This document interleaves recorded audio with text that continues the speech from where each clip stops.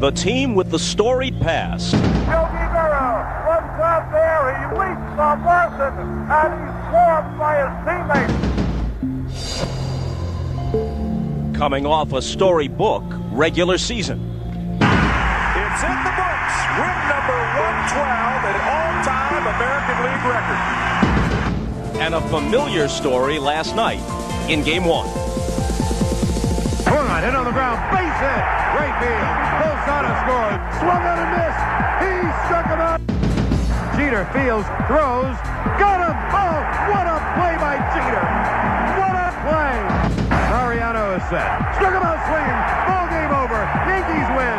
Oh, Yankees win. Game 2 next. This is the Sun America NBC pregame show. The 1998 American League Division Series. Tonight, it's Game 2. The Texas Rangers versus the New York Yankees.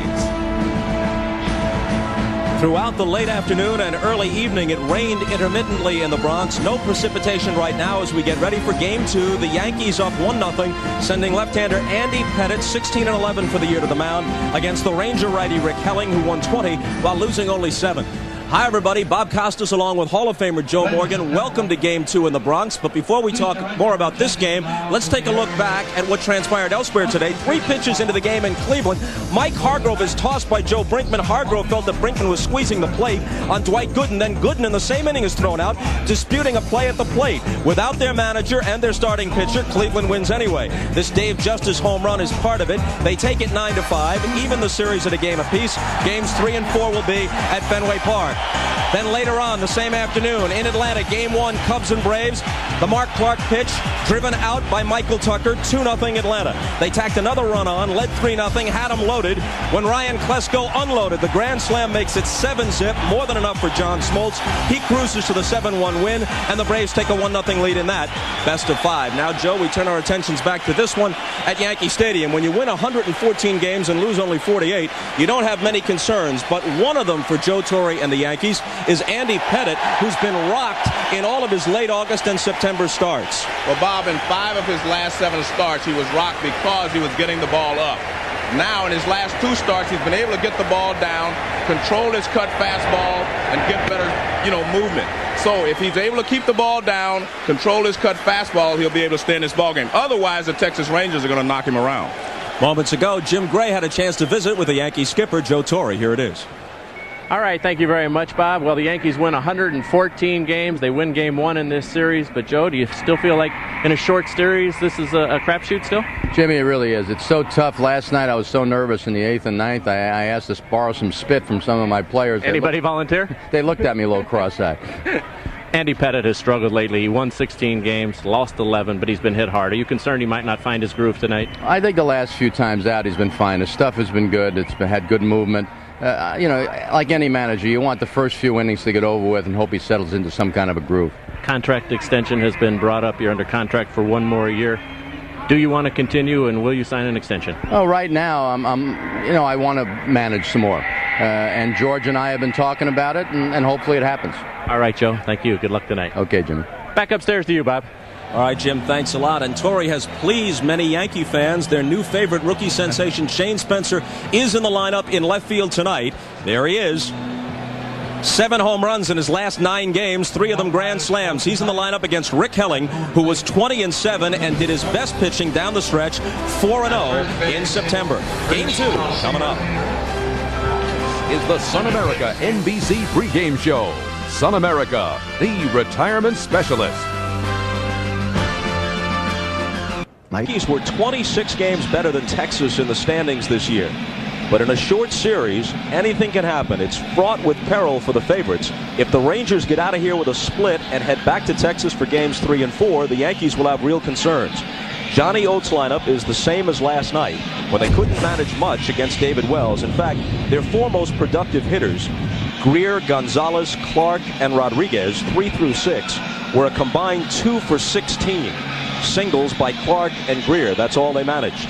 Gonzalez, of course, with the 157 RBIs to lead the American League. Sammy Sosa actually was able to catch him and lead the majors with 158 for the Cubs. Last year, Gonzalez, or 2 years ago, I should say, Gonzalez destroyed the Yankees. Although the Yankees were able to win the division series 3-1, Gonzalez hit 5 home runs in those 4 games. Quiet against Wells in Game 1 last night. Well, there you see the starts that Pettit made. And lately, he's been able to get the ball down. That's the key. He has to use his curveball more. Every once in a while, he falls in love with that cut fastball, and they hammer it. So if he's able to keep the ball down, his defense will be able to help him. And here's the defense that will play behind him. Andy Pettit helps himself a lot. He has 7 pickoffs. But I think the key here is they've got Shane Spencer in left field. Spencer and Jeter really got the loudest ovations from the crowd as they were introduced tonight. Joe Torre was telling us before the game, it took me 17 years to hit 3 grand slams in my career. That's my career total. This kid hit the jackpot 3 times in a week. Andy Pettit has had his moments in postseason play. He won the pennant-clinching game in the LCS at Baltimore in '96. Then threw a masterpiece in Game 5 of the World Series, beating John Smoltz in Atlanta 1-0. But last year he was beaten twice by Jarrett Wright, 0-2 in the division series loss against the Indians. And a strike to McLemore. Derwood Merrill has the plate. Rich Garcia at first. Tim Cheetah at second. Drew Coble at third. Terry Kraft left field line. Jim Joyce right field line. 1-1. That's a little different Pettit right there, Bob. The first pitch was normal Pettit, cut fastball inside, but that would look like a little change.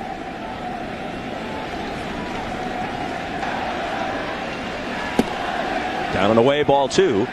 2 years ago, Pettit was 21-8, the runner-up to Toronto's Pat Henkin for the Cy Young Award. Then he won 18 a year ago. This year, 16-11. Fastball grounded to the right side. Knobloch tosses him out, nearly pulled Martinez off the bag. He had trouble earlier in the year, Joe, on routine throws to first base, reminiscent of what Steve Sachs went through years back with the Dodgers. Well, he had a tough time adjusting to New York. He didn't really get comfortable here until the middle of July, but he feels like he's playing well now. He's swinging the bat well.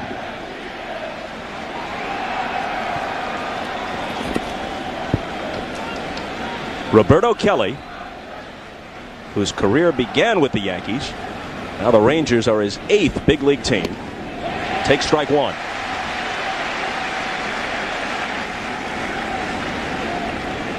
It was Kelly who was dealt to the Reds by then Yankee general manager Gene Michael some 6 years ago for Paul O'Neill. What a deal for the Yanks.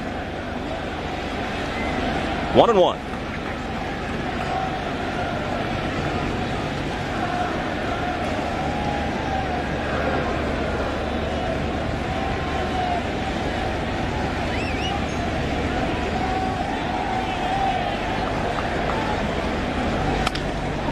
Slow roller, Brocious gets it.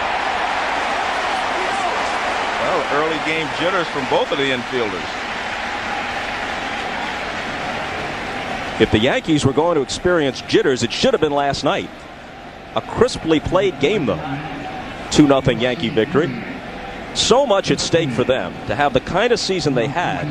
And then, as everyone knows, baseball is the sport where in a short series you're most likely to get an atypical result. David Wells trimming his nails. Would be the starter in Game 5 if it comes back here for a 5th game. Greer. Brocious backhands.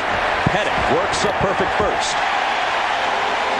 Yankees coming up in the Bronx.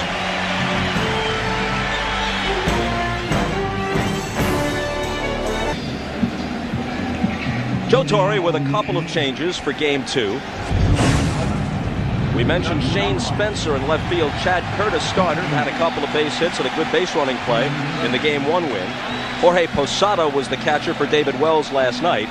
It's Joe Girardi catching Andy Pettit in Game 2.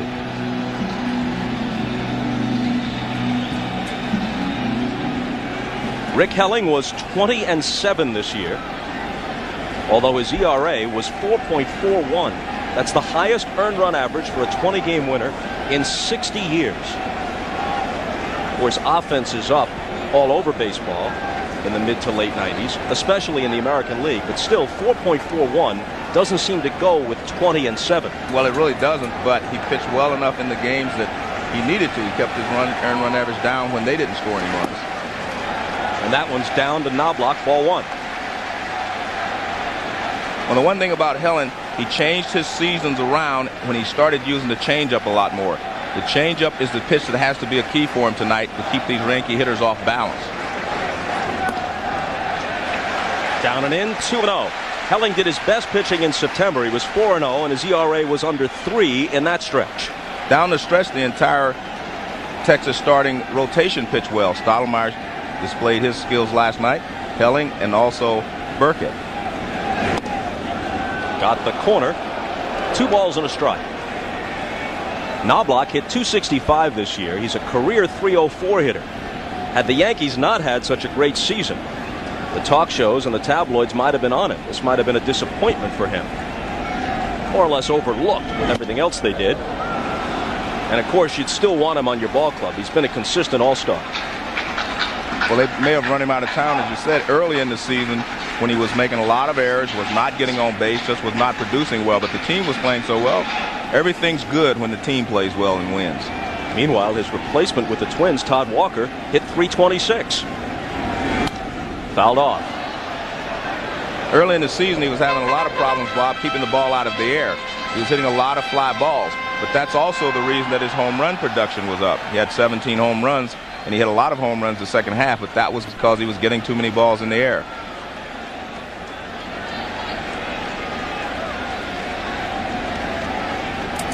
Helling's 2-2 pitch. Got him.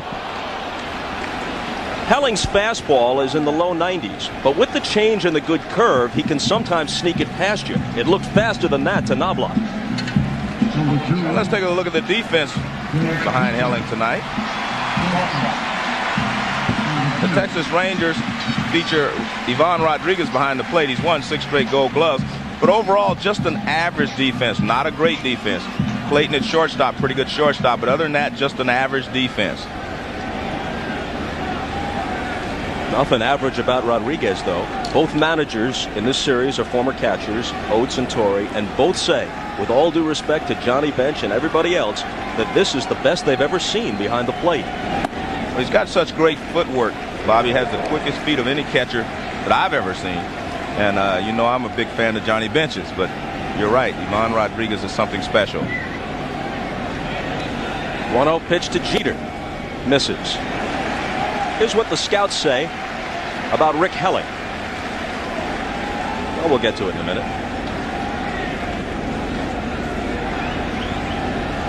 Well, there you see, fastball, slider changed, key to his success, and must keep the fastball and the slider away from the right-handers. And we've seen that so far.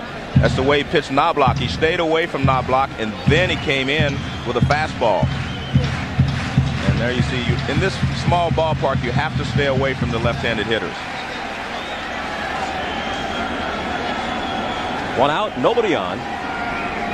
And the 2-1 to Jeter. 3 balls and a strike. Jeter was anxious to get going last night. He said it seemed like we clinched in April. Let's play a game that means something. They actually clinched the playoff spot in August. That's when they clinched the wild card at least, and they finished 23 ahead of the Red Sox. Full count. The key to keeping the Yankees in the ballpark is when they get you into a hitter's count, 3 balls, 1 strike, 2-0, is to be able to make a good pitch. He had a 3-1 count there. He did not give in to Jeter. He hit the outside corner with a good fastball. He walked him.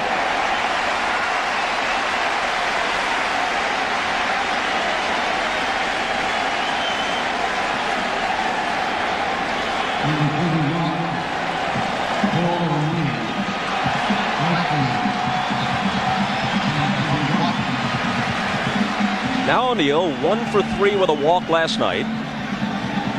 317 for the year.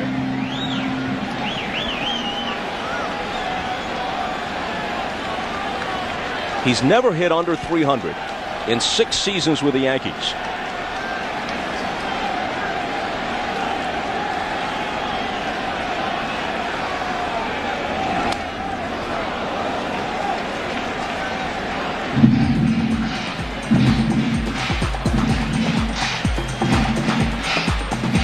You can just put him down for somewhere between 315 and 325, somewhere between 20 and 25 home runs, upwards of 100 RBIs every season.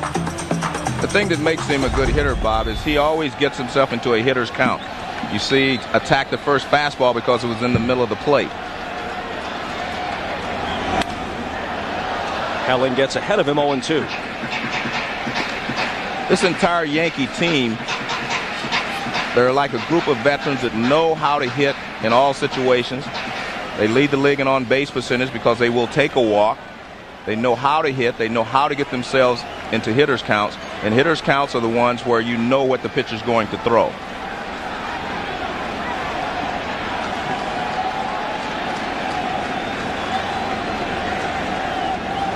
The 0-2. Popped into shallow right. McLemore ranging back. And that's the second out. And look at O'Neill. He flails at the air with his bat and tosses it aside in disgust. He could get 10 straight hits, and if he makes an out on the 11th at bat, he acts like he hates himself. Well, you have to give the pitcher credit sometimes, and Helling made 2 good pitches over the outside part of the plate, and then he threw a fastball in under the hands, and wasn't a lot that O'Neill could do. So you have to give the pitcher some credit on that one, Paul. Don't get mad at yourself. Now Bernie Williams, 0 for 3 last night. Had a disappointing division series against the Indians in '97. Hit just 118 and made the last out in Game 5 with the tying run at second base.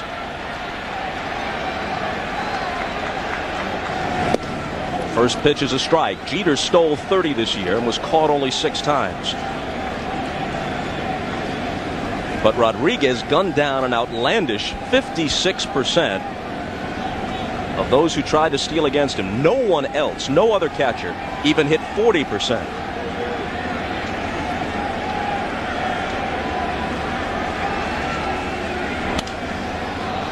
Oh-2.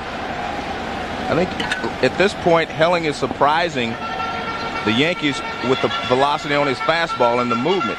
He has gone after both O'Neill and Bernie Williams here with nothing but fastballs. He struck Knobloch out with a fastball. So he's throwing his fastball really well, and he's got good movement on it.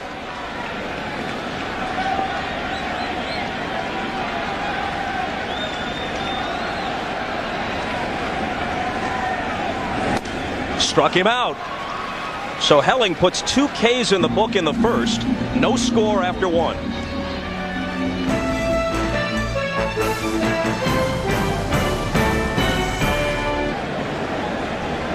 Gonzalez, Clark, and Rodriguez in the Texas second. What has Juan Gonzalez done for his career against Andy Pettitte? 10 for 21. 3 of the 10 hits, home runs.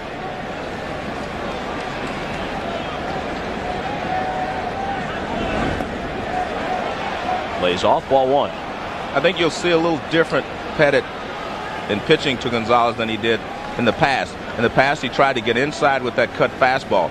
Immediately starts him off with a slow curveball. I think you're going to see him try to stay away from Gonzalez and not use the cut fastball unless he gets ahead in the count.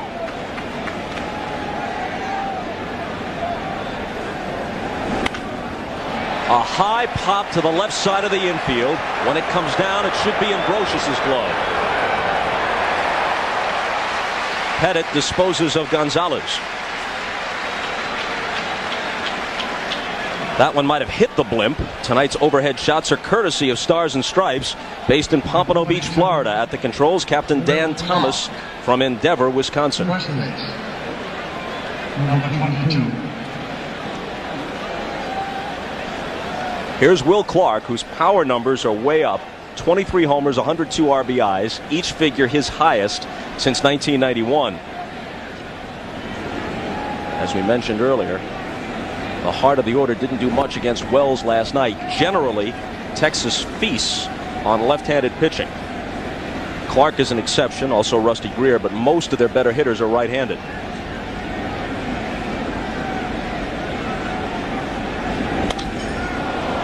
Lifts one Williams' way. Bernie has it for the second out.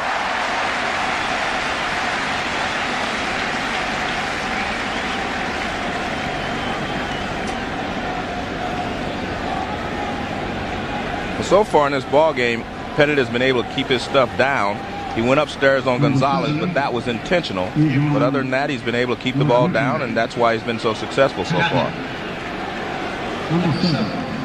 Pettit has retired the first 5 hitters he's faced, and he's thrown only 12 pitches. Ivan Rodriguez, statistically, they keep track of these things now, takes fewer pitches than any hitter in the American League. But he might want to go up there and look at a few here. When he tries to hit everything to right field, whether it's inside or outside early in the count. Ball one.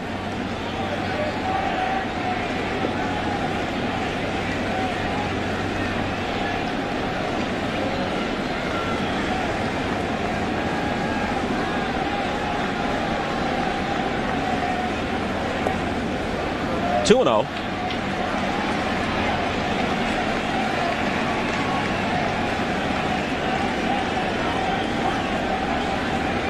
Andy Pettit trying to regain his form tonight. Very shaky the last 5-6 weeks. Fouled off.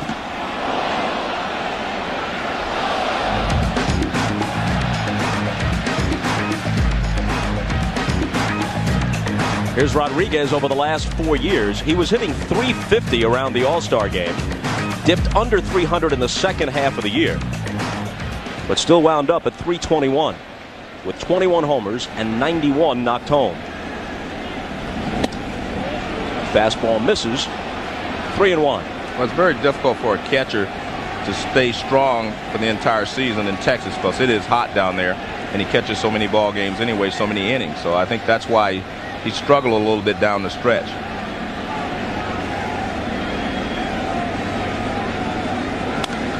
Full count. Johnny Oates, a former catcher himself, has tried to reduce Rodriguez's workload, but it's hard to convince him to sit down. He even plays winter ball in Puerto Rico, although he usually plays first base or DHs. He doesn't catch in winter ball, but he likes to play year-round. Oates got him down to 139 games played out of 162 this year.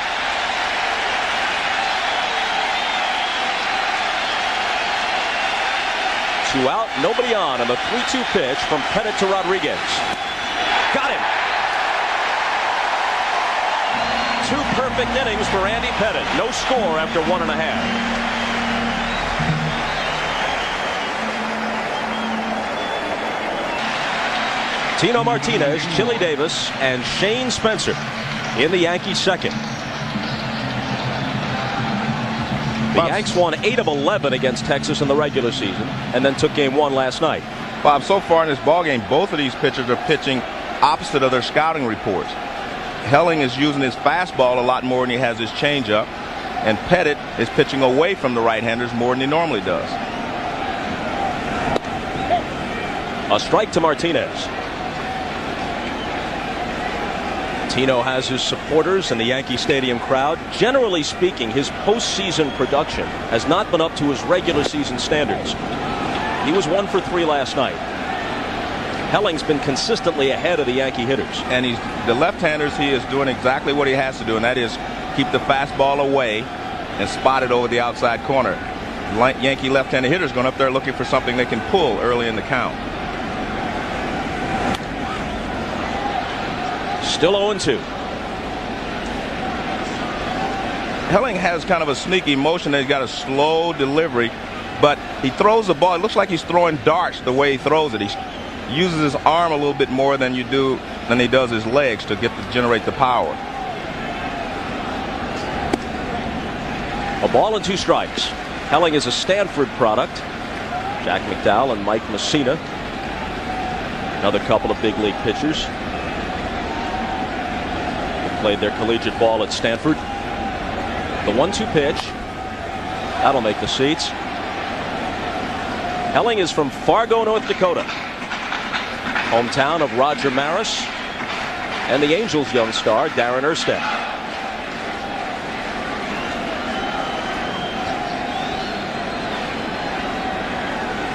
Roger Maris, honored in Monument Park here at Yankee Stadium.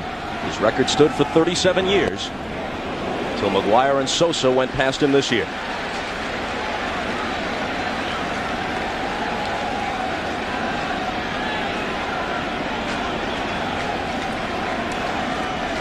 The 2-2 pitch.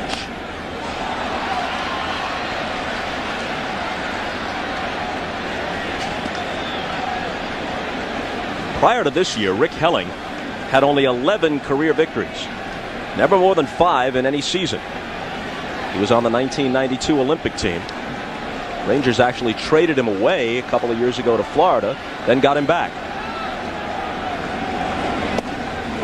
Got him looking, the third strikeout for Rick Helling.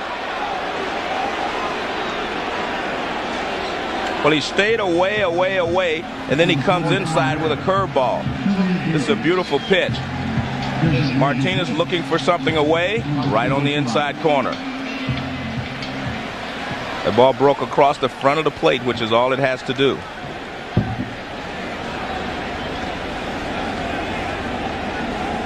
So up comes Chili Davis, the 38-year-old DH, who takes high. Missed most of the season with a foot injury.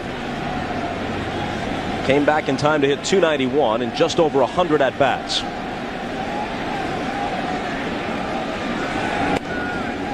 Darryl Strawberry is not in uniform tonight for the Yankees amid growing concern. They still haven't diagnosed the cause of the stomach pains he's been experiencing the past couple of months. Further tests are scheduled for tomorrow. It seems unlikely he'll be available in this series, and since the series is already underway, the Yankees can't replace him. They'll have to go a man short. Cuts and misses. If they make it to the LCS, and if Strawberry can't go, then they can add a 25th player, probably the young outfielder Ricky Leday.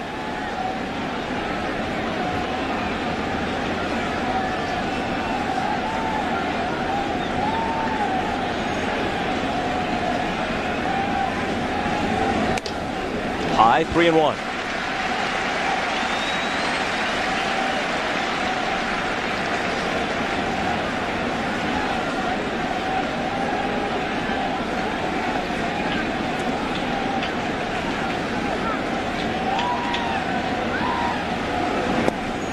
Full count.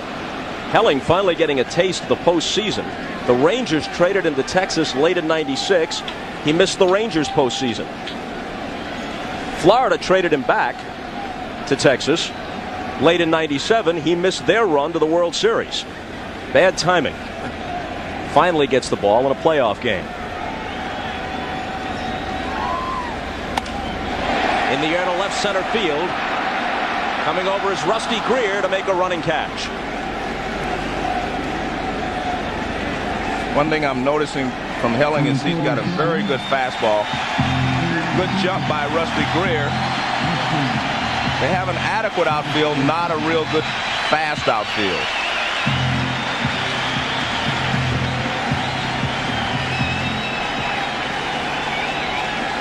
Big response for Shane Spencer.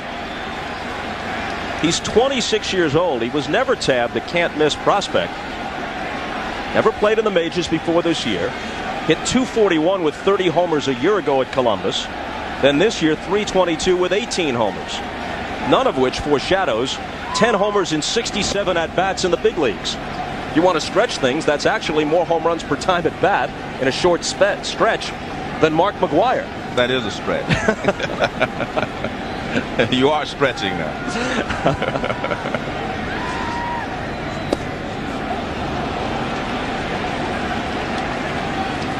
But you're right, 10 home runs and 67 at bats. And 3 of them grand slams.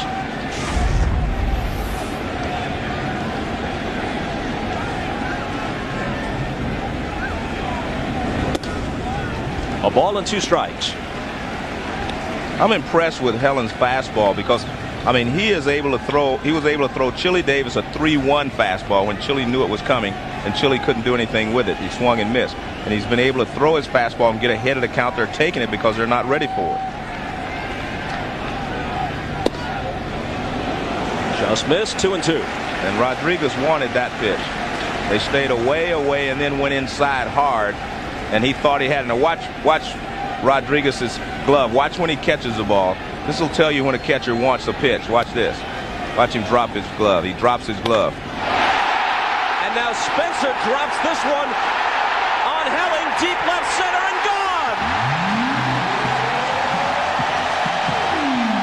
Unbelievable!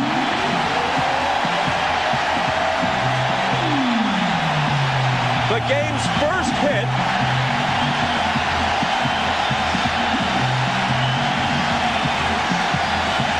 And Spencer continues his Roy Hobbs or Shoeless Joe act. Well, we talked about Helling's fastball. Well, this one he gets in the middle of the plate. And watch the location. Middle of the plate and up a little bit. And Spencer puts a charge into it, and the fans aren't going to shut up until he comes out. Did you see the look on his face when he connected? His mouth popped wide open as if to say, wow, look what I did this time.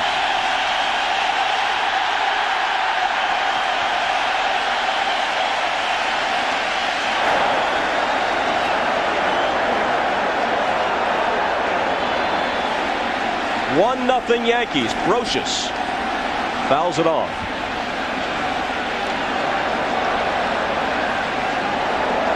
Well, Torrey didn't start him last night, opting to go with better defense in Chad Curtis in left, and Curtis got a couple of hits.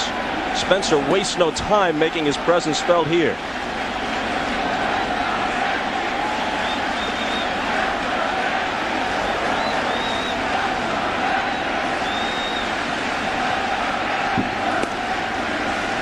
Well, he was the American League Player of the Week for the last week of the season.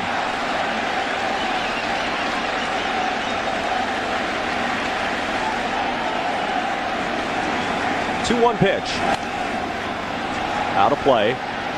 Well, he now has 11 home runs in 68 big league at-bats. And so far in this ballgame, he's the only one that's been able to get the barrel out in front on Helling. I mean, Brocious is fouling it off to the right. Everyone has been behind his fastball, except Shane Spencer.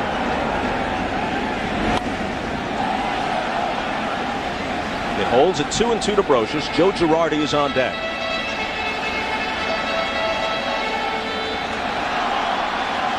Sitting between a couple of veterans, Paul O'Neill and Chili Davis, saying, guys, is it really this easy in the big leagues? What took me so long to get here? Line drive, base hit.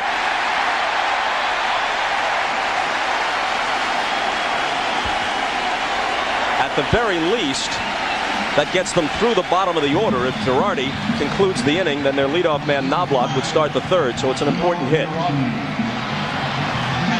It's only the second curveball that he's thrown for a strike in this ball game. And Brocious rips it to left field.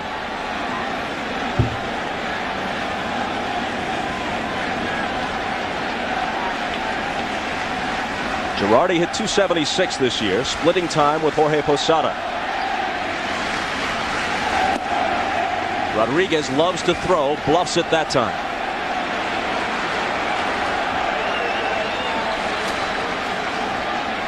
You think he and Clark have some sort of signal between them? Definitely. They probably just make some eye contact, and Will tell him he's going to go back to the bag.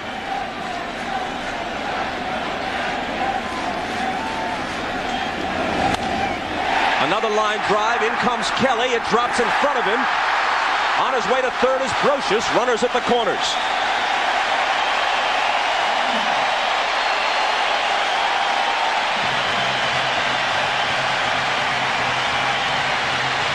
This is why the Yankees are such a good ball club. They just keep coming at you. Not always with the long ball, but they will always hustle, make things happen. They put the ball in play and make you make a play. Roberto Kelly pretty lucky right there. That ball could have bounced away from him, and Brocious would have been able to score, but Brocious was on his way around to third anyway. Well, Helling was cruising. Then Spencer took him deep. And Brocious and Girardi followed with sharp singles. Dick Bosman, the pitching coach, to the mound. There are many ways to express what a complete ball club the Yankees have been this year. But here's one. In a season in which 32 big leaguers hit 30 homers or more, the Yankees didn't have a single player with as many as 30. Tino Martinez led them with 28. But when Shane Spencer reached 10 at the end of the regular season, it gave them 10 players in double figures in home runs. And so as a team, they have the second highest home run total in franchise history, behind the Maris and Mantle Yankees of 1961. As Tim Raines said to me, we have a lot of stars, we just don't have that superstar. Knobloch struck out in the first and takes high.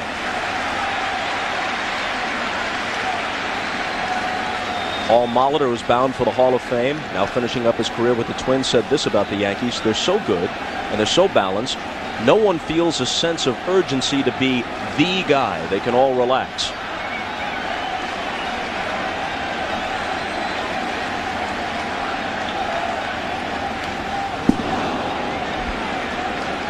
One and one to Knobloch. 1-0 Yankees as they bat in the bottom of the second.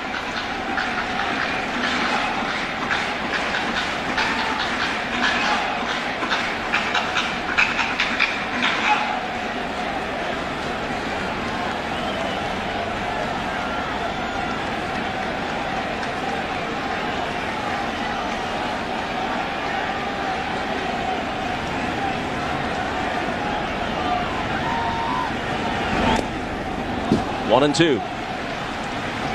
They give Knobloch a huge gap in right center field. That may explain why he hit 260 this year, Bob, instead of his customary 300. That is where he hit the ball when he played for Minnesota. He hit a lot of balls to right center, left center. And watching him swing today, I mean, he's trying to pull everything, and his head is actually moving off the ball. Just as I said that, Kelly moved over toward right center. Now with Knobloch behind on the count, 1 and 2, and less likely to pull the ball. Rodriguez blocks it.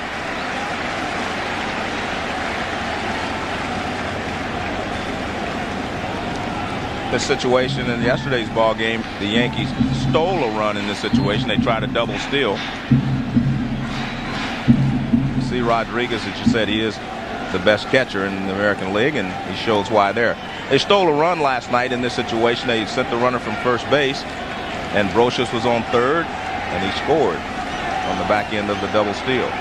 Front end.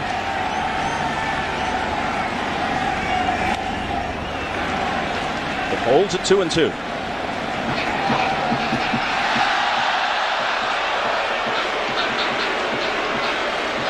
He's already thrown 50 pitches after a comparatively easy first inning. The Yankees making him sweat on a muggy night here in the second. Brocious at third, Girardi at first. They each single.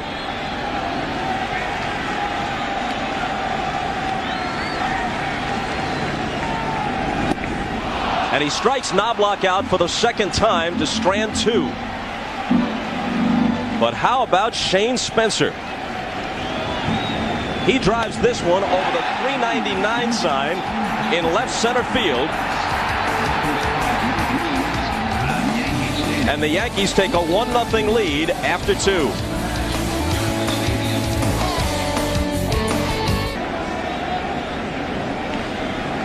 Andy Pettitte has retired the first 6 hitters he's faced, now staked to a 1-0 lead. He goes to work in the third and starts Todd Zeile with a strike. 16 and 11 sounds like a pretty good record, but when your team was 114 and 48, well, just do the math. He accounted for 14% of their victories and 23% of their defeats. And his ERA was up over 4, which is not like him. I think one of the things that happens to you, Bob, when you got to such a great start, winning 21 games your rookie year, you think you have this game figured out. And he did not make many adjustments the next 2 years. On 3 pitches, Zeal sits down. Let's go to Jim Gray. All right, Bob. Well, after Shane Spencer hit his home run, he was coming through and getting kidded by a lot of the guys, also receiving some congratulations. Timmy Raines went up to him and he said, "Hey, what is it exactly that you've got that all of us don't have, and can you sell it?" And then Chili Davis walked over and said, "Hey, you know, you're really unbelievable, Shane. You're making this all look too easy. You're making the rest of us look bad." Bob? Raines not in the lineup. Davis, the DH, not on the field.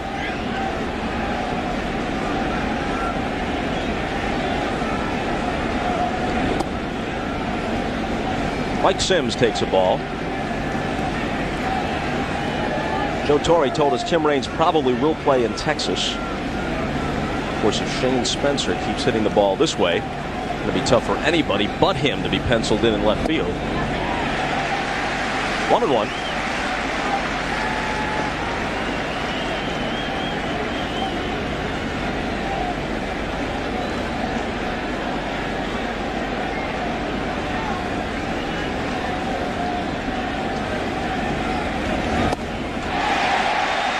Pettit gets ahead of Sims, a ball and 2 strikes. And that's the pitch that he likes to throw to right-handed hitters, that cut fastball down and in. But he has not used it nearly as much as he normally does. You see the cut spin on it? Fastball that goes in on the right-handed hitter.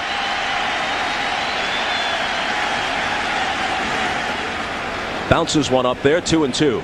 Sims is 31 years old. He's always been a part-timer in the major leagues. But he hit 16 home runs and 186 at-bats this year. It's not quite Shane Spencer, but it's a pretty good ratio.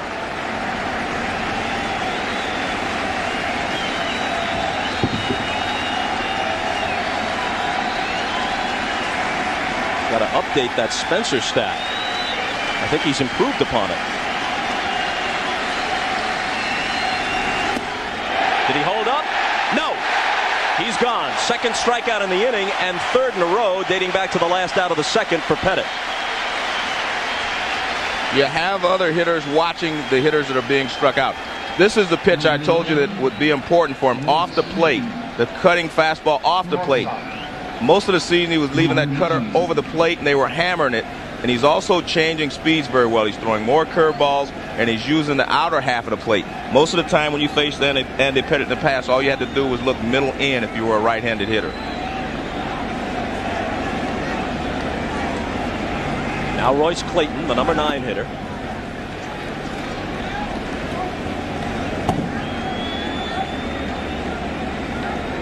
New left side of the infield late this season for Texas, as they acquired Clayton and Zeal. Gone are Kevin Elster and Fernando Tatis. Rolled foul.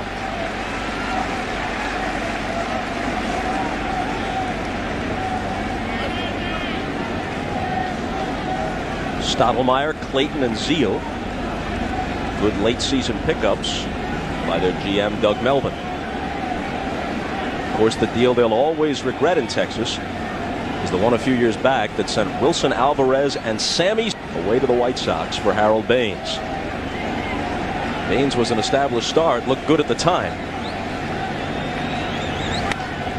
Jams him, little flare into right. Knobloch chases it down and pins it against his chest.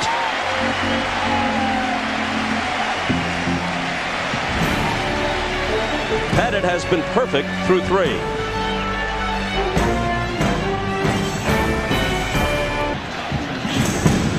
The Sporting News joins the team NBC Sports has put together for in-depth sports coverage online. Baseball's postseason is all at MSNBCSports.com, including a look at how Joe Torre's past has made him a better manager today. The Sporting News, now part of the team at MSNBCSports.com. Up come the Yankees in the third. Jeter, O'Neill, and Williams. And Derek rolls it foul. He walked his first time up.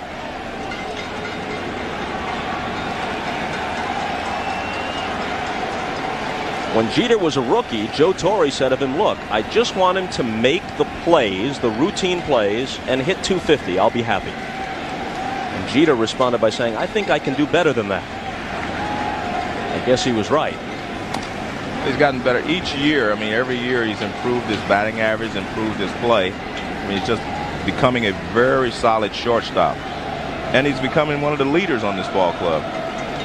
Breaking ball that he fouls at home plate, and it gets him on his left knee. That's why it's a foul ball.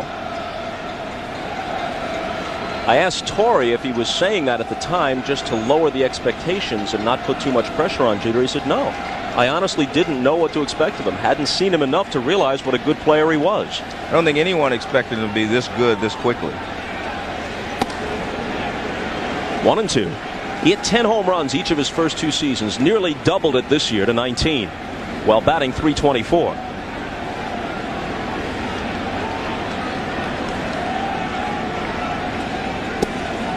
Off the corner, 2-2. Unfortunately, he's in a league where home runs is still a thing, and you have 2 shortstops hitting a lot of home runs. Nomar Garcia-Parra at Boston, and of course Rodriguez at Seattle.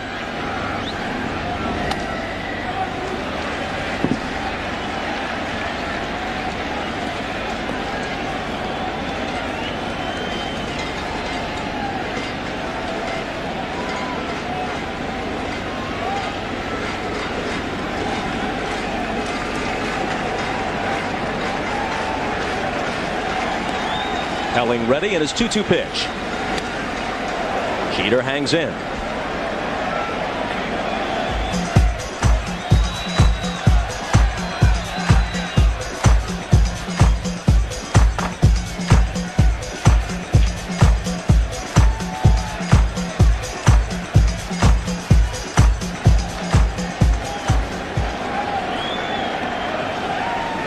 And another 2-2 pitch.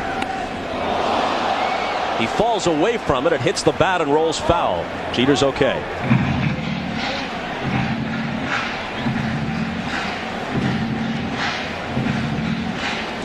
Fastball that runs up and in. You see Jeter started and was lucky to get out of the way. Kind of dives in a little bit. Fastball up and in.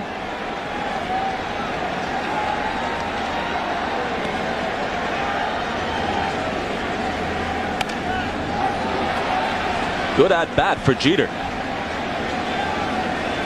Making Helling work, and Helling has already thrown a lot of pitches. We're just in the 3rd. When you play the Yankees, you are going to throw a lot of pitches because they're always trying to make you work. They do not swing at your first pitch if it's a pitcher's pitch. If it's knee high and away, they will take it.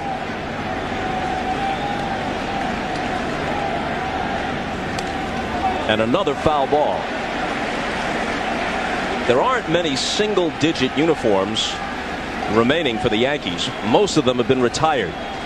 When they gave Derek Jeter number 2, that said something right there. That's a Stars number.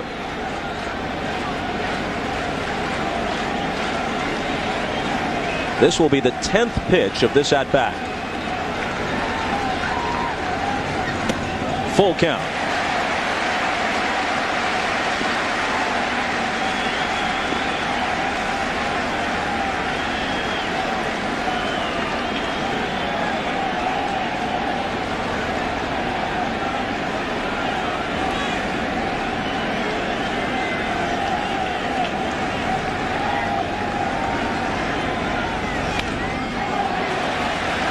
Well, Helling is making a lot of good pitches. Jeter's just fouling them back. That was a pretty good pitch to hit right there if you were looking for a fastball. Helling's beginning to regard Jeter like gum on his shoe. Just can't get rid of him. He's hit 8 foul balls during this at-bat. Called strike 3, although Jeter thought he had the walk. Well, Helling has been spotting the ball very well on the outside corner to both left-handers and right-handers. Watch the target right there from Rodriguez. Ball moves back. You can see the ball moving back. And watch how Rodriguez catches the ball. He just kind of cradles it. He doesn't move it.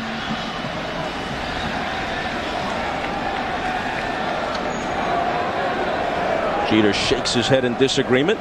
The 5th strikeout for Helling.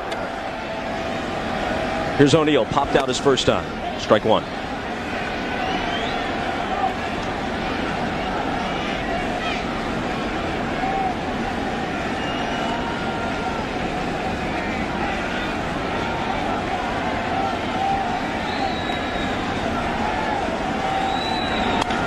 Hit hard, and it's by the diving Clark for extra bases.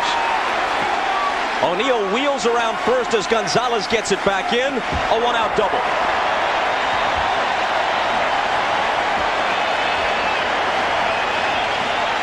And Paul O'Neill didn't have any success hitting the fastball the first time up. So he baits Helling into a breaking ball count. He gets the breaking ball and he rips it past the diving Will Clark at first base. Will Clark isolated. He tries to get over there, but that ball was just hit too hard. Didn't have time to react. Now Bernie Williams, the American League batting champion at .339, went 2 for 2 on the season's last day to edge the Red Sox Mo Vaughn. Struck out his first time up tonight. Hitless so far in the series. And like the first time up, he starts him away. He struck him out with 3 fastballs away in the first inning, and immediately he goes that way with a runner at second base. If you're a left-handed hitter in this ballpark and they throw you anything inside or anything off speed, you just about have to swing. And that's basically what Paul O'Neill did. Took a fastball away and then pulled the breaking ball.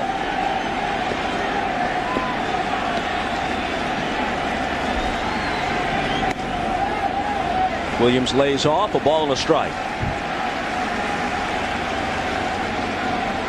You can see Rodriguez moving around behind the plate now. He moved inside before the pitch and then moved back outside where he wanted it. He's trying to keep Bernie Williams from looking for a pitch away because they got him away, out away the first time up.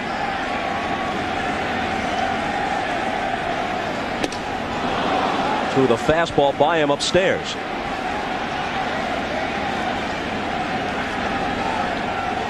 Bernie Williams is a better low ball hitter from the left side and a high ball hitter from the right side. That's generally true. Yes. With exceptions. For example, Mark McGwire is a very good low ball hitter, right-handed hitter. He's a low ball hitter because he wants to lift everything.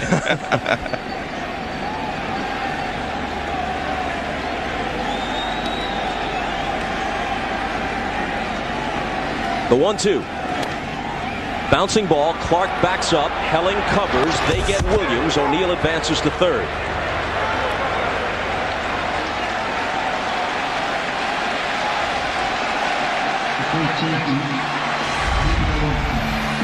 Here's tomorrow's playoff schedule. Padres and Astros, after a day off today, resume with Game 2 on ESPN at 4 Eastern Time. Fox has the Cubs against the Braves. Atlanta's up 1-0 in that series. That's at 8 Eastern. We're back Friday with Game 3 of this series from the ballpark in Arlington. Scheduled pitchers: Aaron Seeley, 19-game winner, and David Cohn, who won 20. O'Neill at third with 2 down. And Martinez fouls it off. And you can see the Yankee hitters really kind of giving up a little bit, trying to fight it off the other way. That was the first pitch of the count. Normally, if you do not get a good pitch to hit, they do not attack it. But he had a runner at third, fastball away again, and he just kind of flips it off to the left foul. Not a good swing there by Martinez. Helling is still keeping them off balance.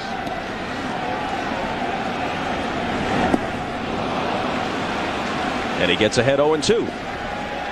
That's the pitch he struck him out on in the first inning, but he threw it for a strike. If you can continually pitch away and then throw a breaking ball in to left-handed hitters, you will have some success.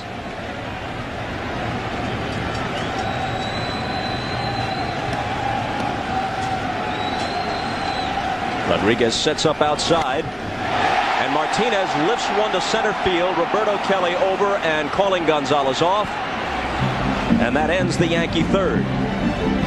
No runs, a hit, but O'Neill's double goes to waste. Still 1-0 New York. Top of the order in the top of the fourth: McLemore, Kelly, and Greer for Texas.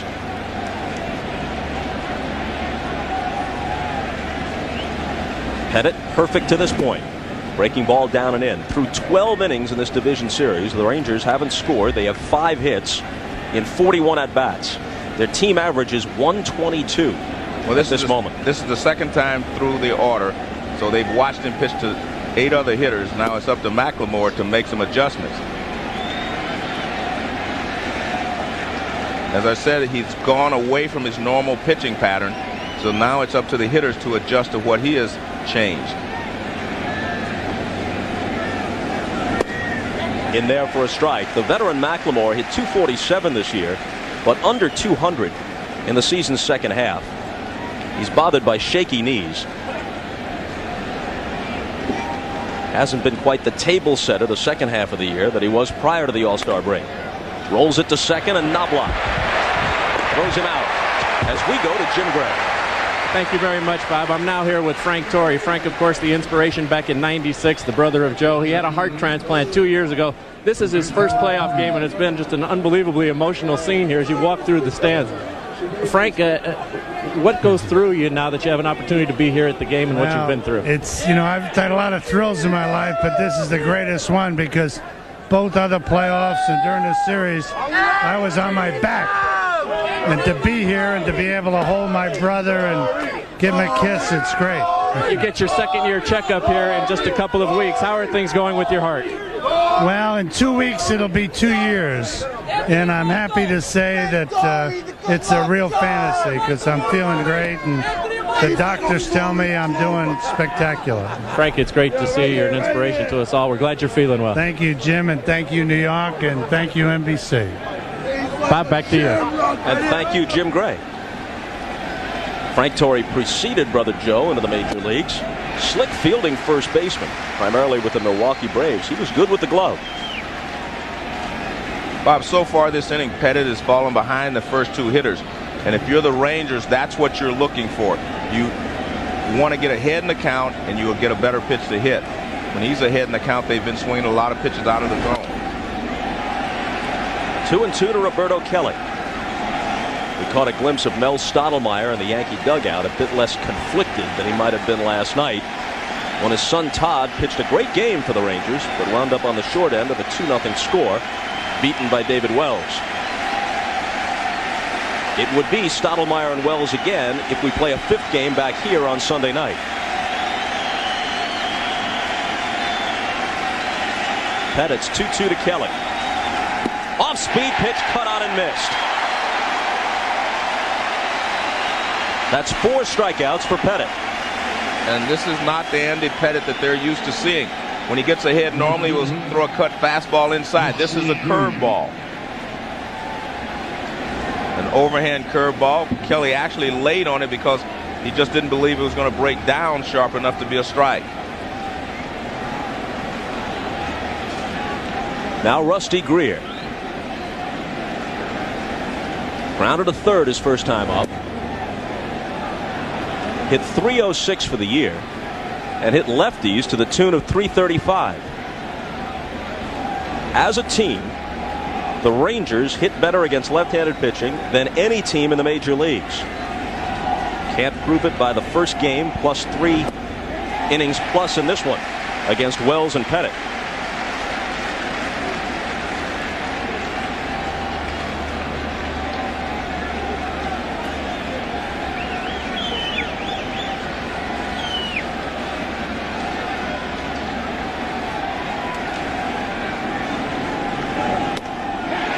In there, 1-2.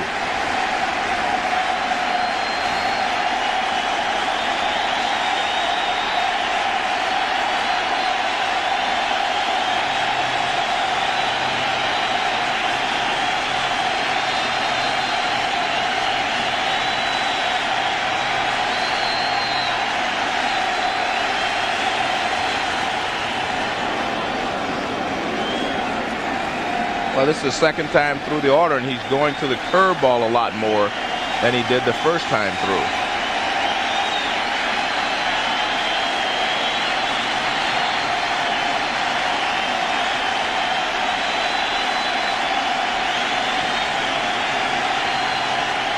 His 2-2 pitch. Greer tries to check his swing, and he did. They check with Drew Coble at third, who says he didn't go around. This is the 5th straight breaking ball that he has thrown to Greer, but you can see he did check his swing.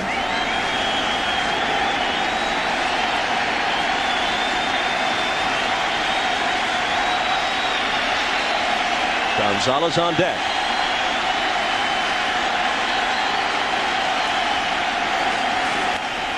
In the air to center. Williams going back. Not quite to the track. 12 batters faced and 12 retired so far by Andy Pettitte.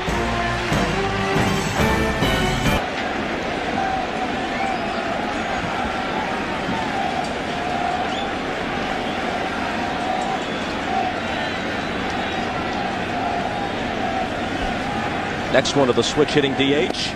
Cut on and missed. A lot of people felt that they would be a much better ball club if they would have had Chili Davis.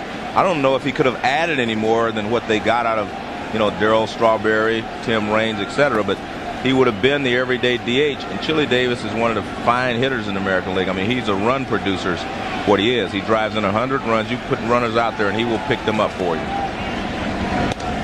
1-2. Pretty tough to be much better than 114 and 48. That's what I mean. I don't know if he would have made them better. He would have been a better player to have on the team, but I don't know if the team would have been better.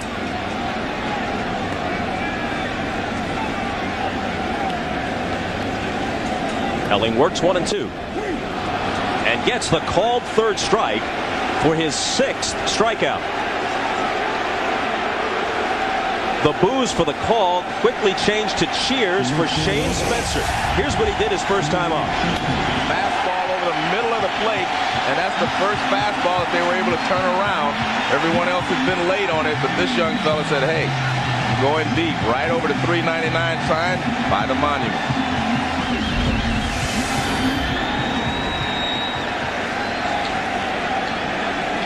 Keep in mind, this guy is 26 years old, not a kid in baseball terms. Spent a long stretch in the minors. Never tabbed, can't miss. Out of nowhere to do what he's done the past 6 weeks or so. Hit .373 with 10 homers and 67 at-bats in the regular season. Went deep in his only at-bat so far in the postseason. Hits it through the box for a base hit.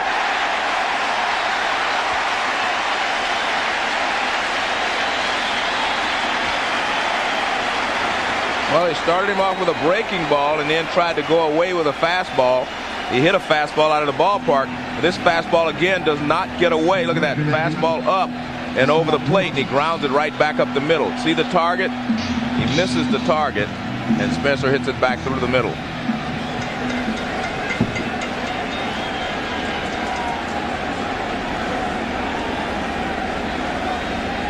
I'm not sure Spencer can believe it all. Here's Brocious, who singled his first time up. Hit an even .300 for the year. In the air toward the gap in right center field. Well hit and on its way out of here.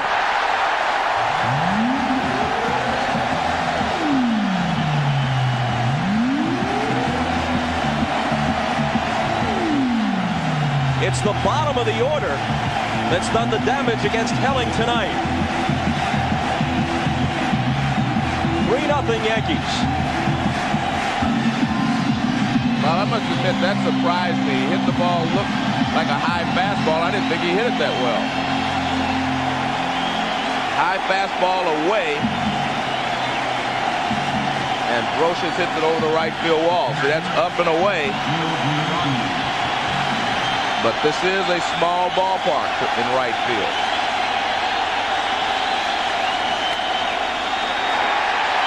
And another base hit as Girardi singles.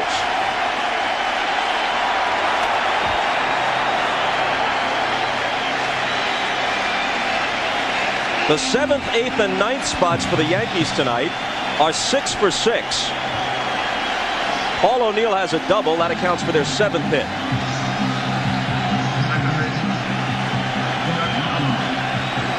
Another fastball. This one's up also and grounded right back up the middle. Helling was in pretty good fielding position, but he couldn't flag it down. Hit pretty sharply.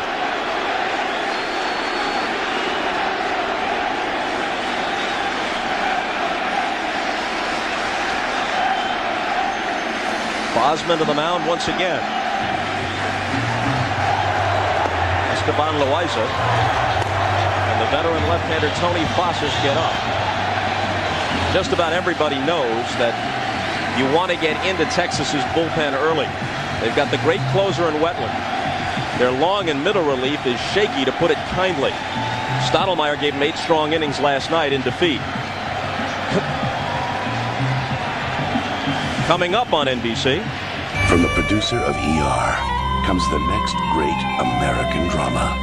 Coming NBC Fridays in 2 weeks. Trinity. That's Trinity, coming soon to NBC Fridays.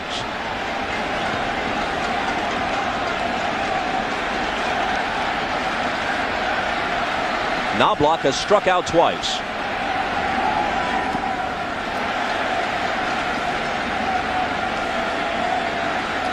You can see Helling has been hurt on his fastball this inning, so now he's going to the breaking ball.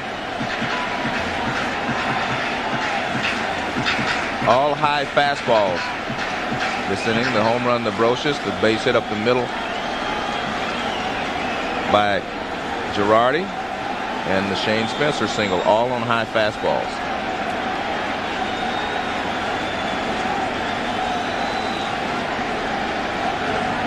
The 1-0 pitch.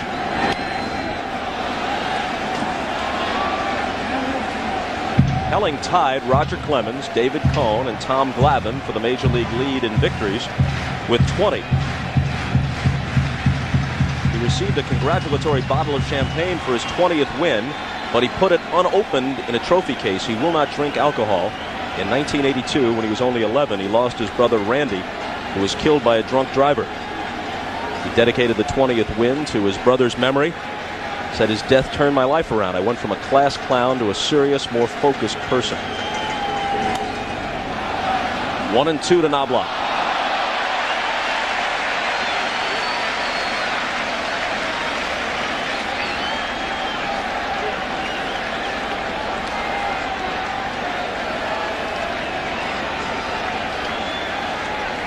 Johnny Oates with his pitching coach Dick Bosman alongside.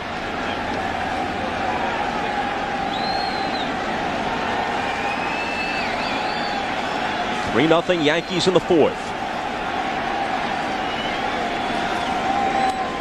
Check swing foul.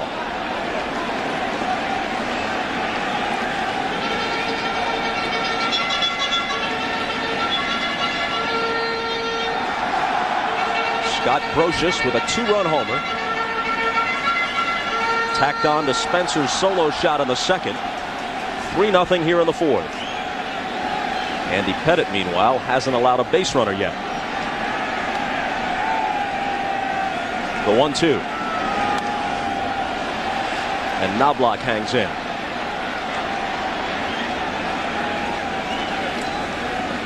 Even if Helling keeps the Yankees in check and they don't add to their 3-0 lead, soon it will get to the point where they'll have to get him out of there, if only because of the pitch count.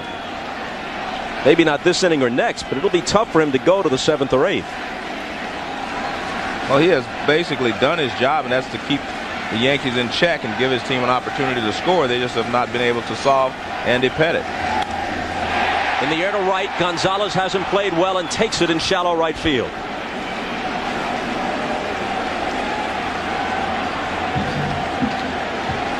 So Knobloch's 0 for 3.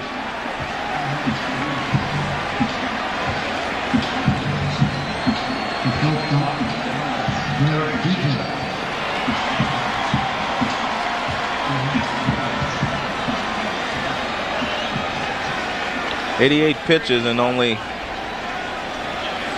3 2/3 inning. That's a lot of pitches. The bottom of the Yankee order has really punished him. Jeter has walked and struck out. Slow breaking ball in there. You still have to be impressed with Helling because, I mean, he's making a lot of quality pitches. He's made a couple of mistakes, and when he made those mistakes, the Yankees have hit him out of the ballpark. They could have fouled him off. 1-1.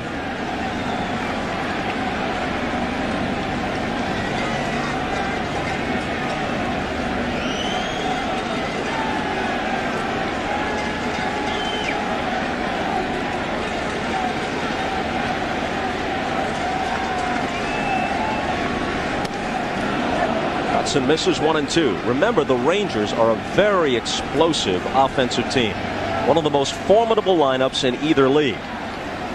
Wells shut him down last night. Pettit has done so to this point. But if Helling and the bullpen keep them close, they can erupt at any moment.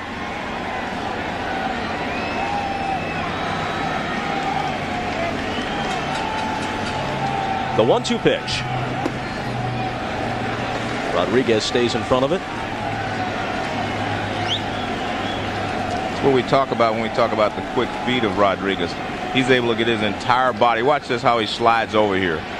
When he gets his entire body in front of it, a lot of catchers are just trying to knock that ball down. He catches most of them.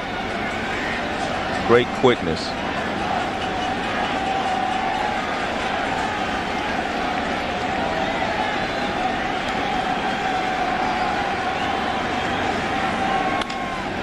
Bouncing ball, Clayton to his right, gets the force with a flip to McLemore. But Scott Brocious, who has given the Yankees a big RBI man at the bottom of the order, hits one out to the opposite field, and they pad their lead to 3-0 after 4. Juan Gonzalez starts it in the 5th. Take a look at what he's done just the past few seasons. He's never been a 50 home run man, but he's had 5 seasons already of 40 homers or more. He's topped 100 RBIs 6 times in his career. And he doesn't turn 29 until October 16th. And a lot of people think he's going to be the American League's most valuable player again. Make a very strong case for him. First one from Pettit in the 5th is a strike. The Rangers are really just going to have to make some adjustments. They're going to have to go ahead and move back up on the plate or something, because they are looking for pitches inside, and Pettit has been able to just stay away, and then go off the plate inside.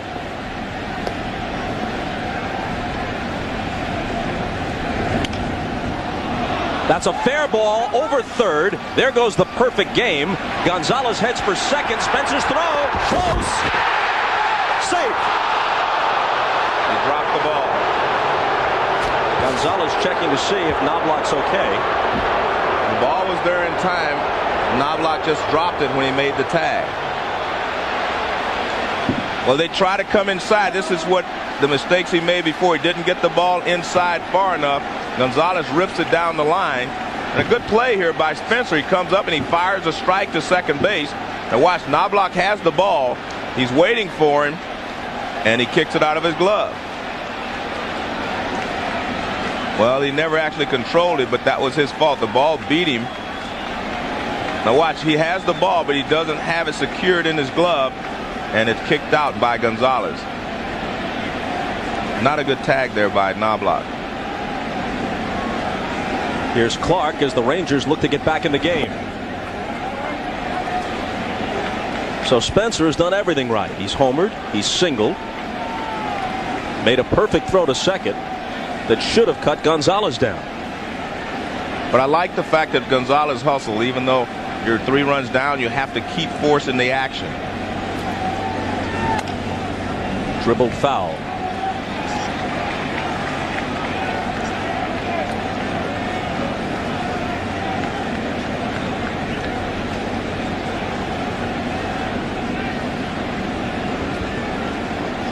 Gonzalez at second with nobody out in the Texas 5th.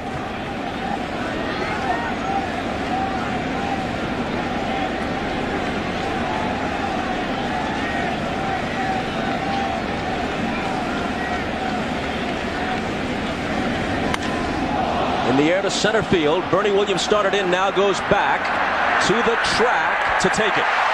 Gonzalez tags and advances to third with 1 out. Well, if you're going to make an out, make it a quality out, and that's what Will Clark did. He moved the runner up to third with less than 2 outs. And it's still early in this ball game. You don't have to get them all back at once. Will Clark takes another fastball. He hits it high in the air. He just barely misses it.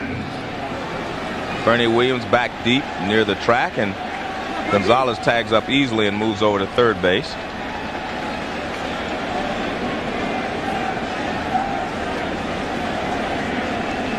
So now Rodriguez, who struck out his first time up.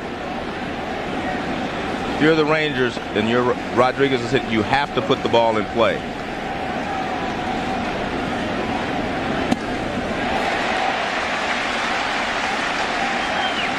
Pettit has struck out 4. Until you show a pitcher that you can score against him, he has his confidence and he will keep it. And they need to prove to him that they can score in this ball game tonight. And that will change the way he pitches the rest of this ball game.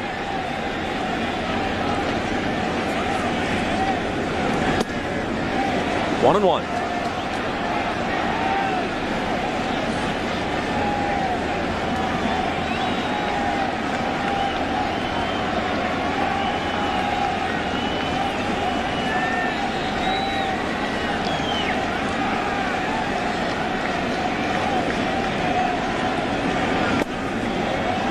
Two balls and a strike to Rodriguez. And anyone that's watched Andy Pettit pitch over the last couple of years, they just wonder, he's throwing more pitches away, not using his cut fastball, and that's why he's been successful so far. He cannot get Rodriguez to bite on those 2 low sinkers, which is what he's trying to get him to do. He wants to keep the ball on the infield.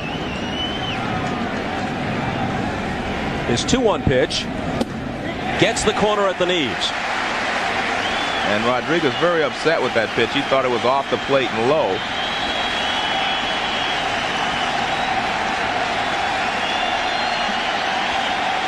And from that angle, he may have had a question. How the umpires hate that overhead camera, which is sometimes deceptive in their defense. The 2-2 pitch. And Rodriguez spoils it. The deception there was that you could see Girardi pull the ball back. You can watch the catcher most of the time, and he will tell you whether that ball got the outside corner or not.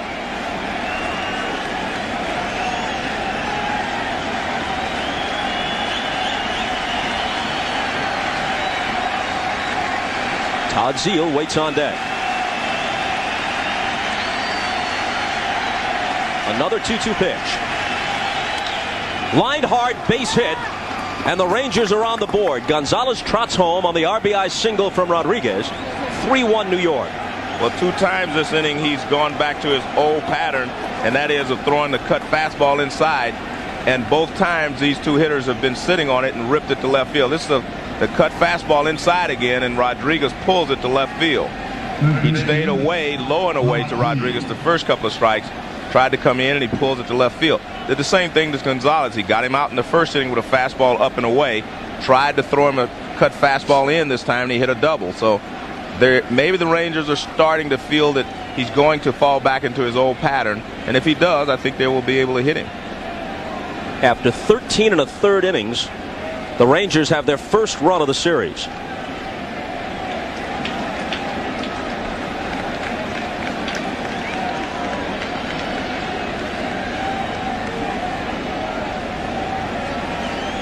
Torrey flanked by Zimmer and Stottlemyre, and Willie Randolph alongside Stott.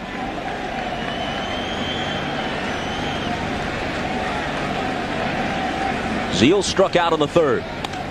Rips it foul.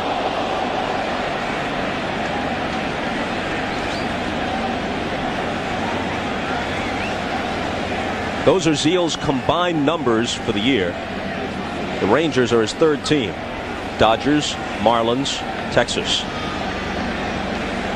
Every time Pettit has tried to come inside this inning, they've hit the ball hard.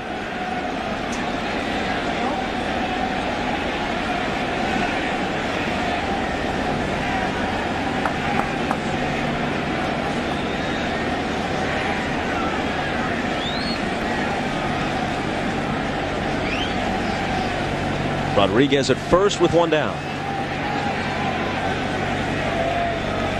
0-1 pitch to Zeile. This is ball 1. Zeile is with his 7th team since 1995,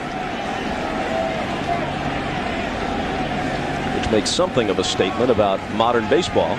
It's not that Zeile is a superstar, but he's a very good player.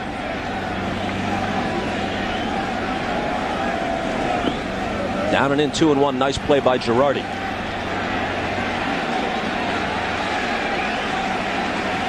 Girardi the better catcher, Osada the better hitter. And Girardi usually catches Pettit anyway. There's a breaking ball down and in. Girardi is probably going to catch David Cone in Game 3 in Texas on Friday. Then back to Posada for Hernandez on Saturday in Game 4, if there is a Game 4. And if you're Ivan Rodriguez, you cannot afford to get picked off here. Andy Pettit has one of the best pickoff move / balks in baseball.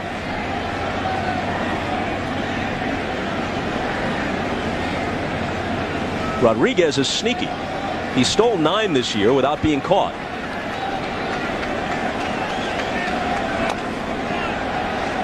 Fouled at the plate, 2-2.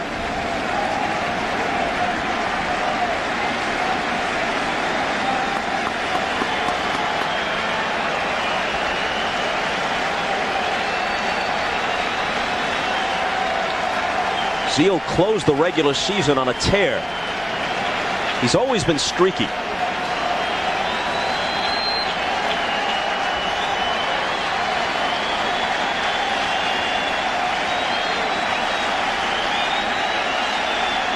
One for 3 last night in the opener. 0 for 1 tonight. Gets a little piece of it and stays alive. Good pitch there by Pettit. It was a curveball, and it was going to be out of the strike zone, which is what you want with 2 strikes. Nice pitch.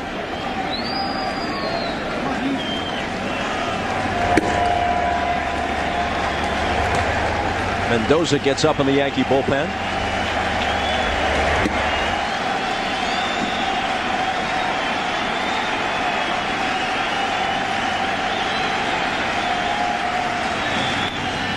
And it's popped up.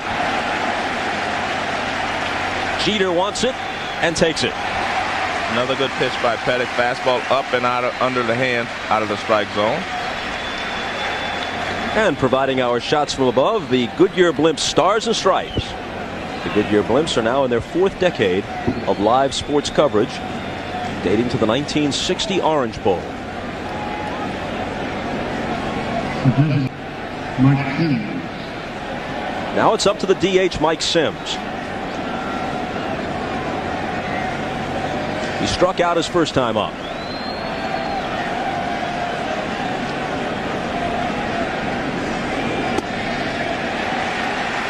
Breaking ball is in there.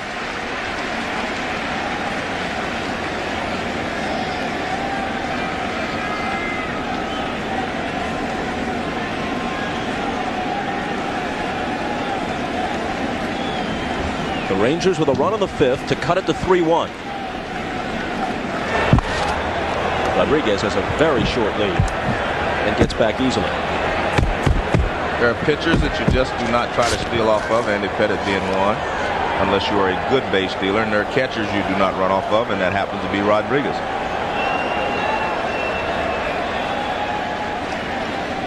Pettit, 26 years old, 6'5", 225, from Baton Rouge, Louisiana. Slow roller, Brocious has time, gets Sims, and the Rangers settle for 1. After 4.5, 3-1 New York.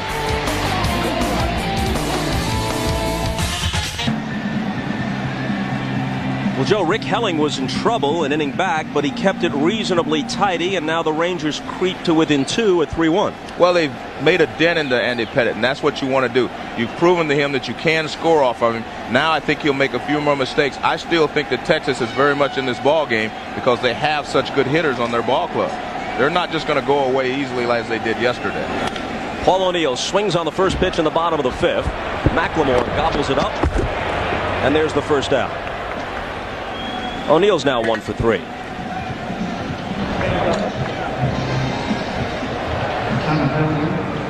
Up comes Bernie Williams. Fairly restrained reaction from O'Neill to the ground out. No helmets thrown or bats crushed.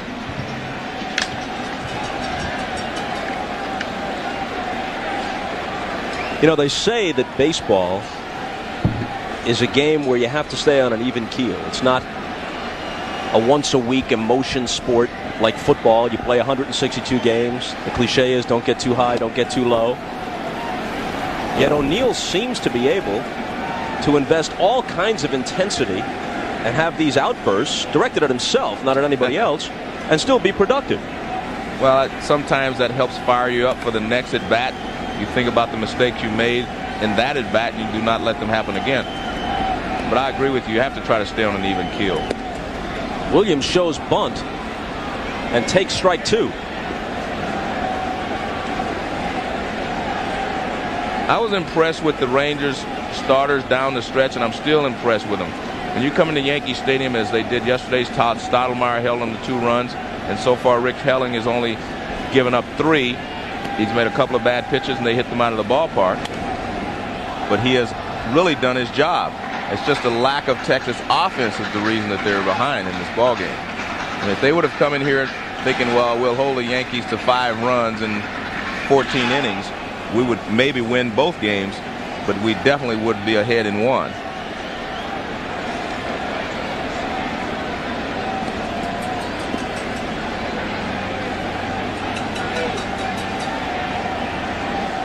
The 0-2 pitch. Rodriguez wants him to check, but he didn't go around.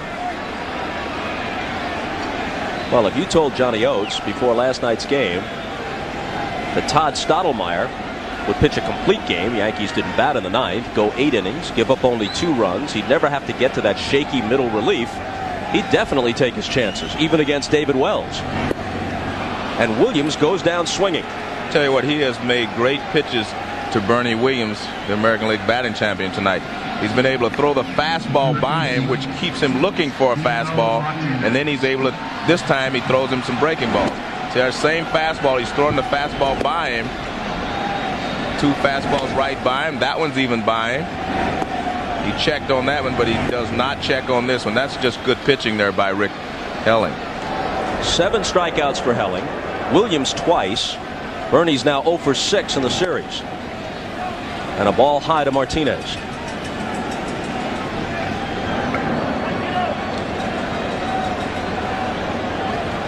Where will he be next year? He's at the head of the free agent class.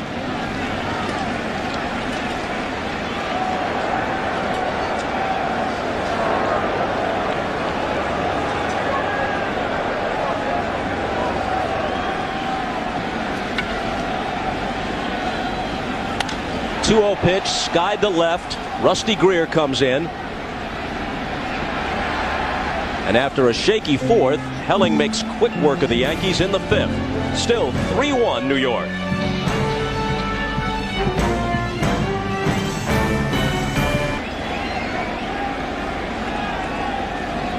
It'll be Royce Clayton to start it in the top of the 6th. Then back to the top of the order for Mark McLemore and Roberto Kelly.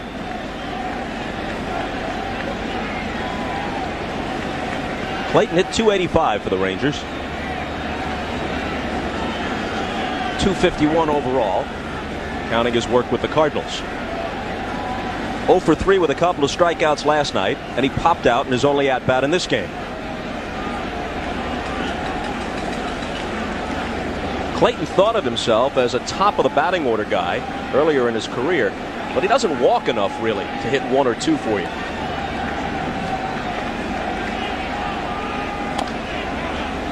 That's a foul ball. Because he has been knocked around in 5 of his last 7 starts, Pettit's psyche is still a little shaky. So if you can put a couple of runners on here after scoring a run last inning, I think you may get a chance to catch up in this ballgame. It's a breaking ball from Pettit. He's thrown a lot more breaking balls the last couple of innings than he was in the beginning of the ballgame.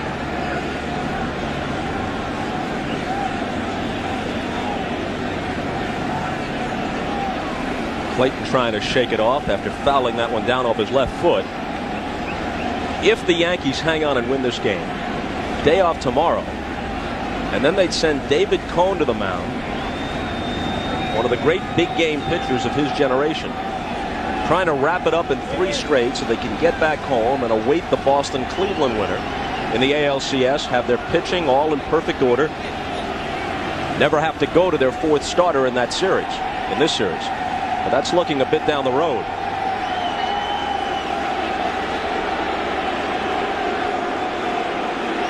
Well, we have a chance. We remind you to tune in Saturday for an NBC Sports double feature. First, we present the 1998 Basketball Hall of Fame enshrinement ceremony featuring the induction of Larry the Legend, Larry Bird. That's at 1:30 Eastern Time.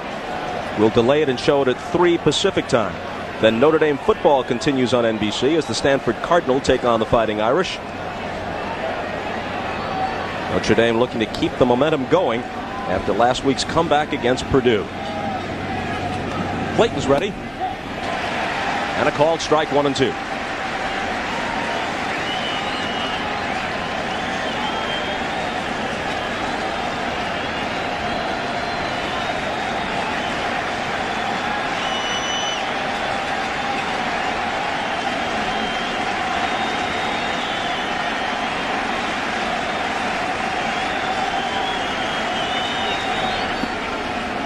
In the dirt, 2 balls and 2 strikes.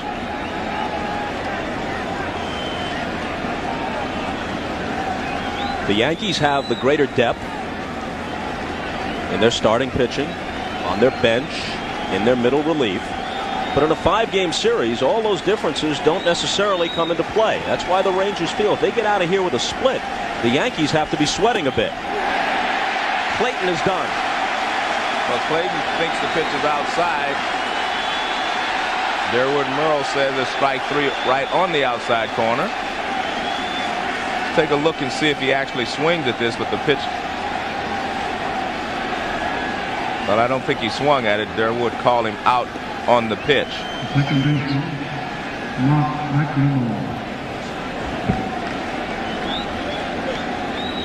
Now you see Royce Clayton very upset. 5th strikeout for Pettit. Everyone believed that if you had a chance of defeating the Yankees, it would be in a short series like 5 games rather than the normal 7-game series that you'll have in the LCS. So I'm sure that's one of the reasons that Johnny Oates was not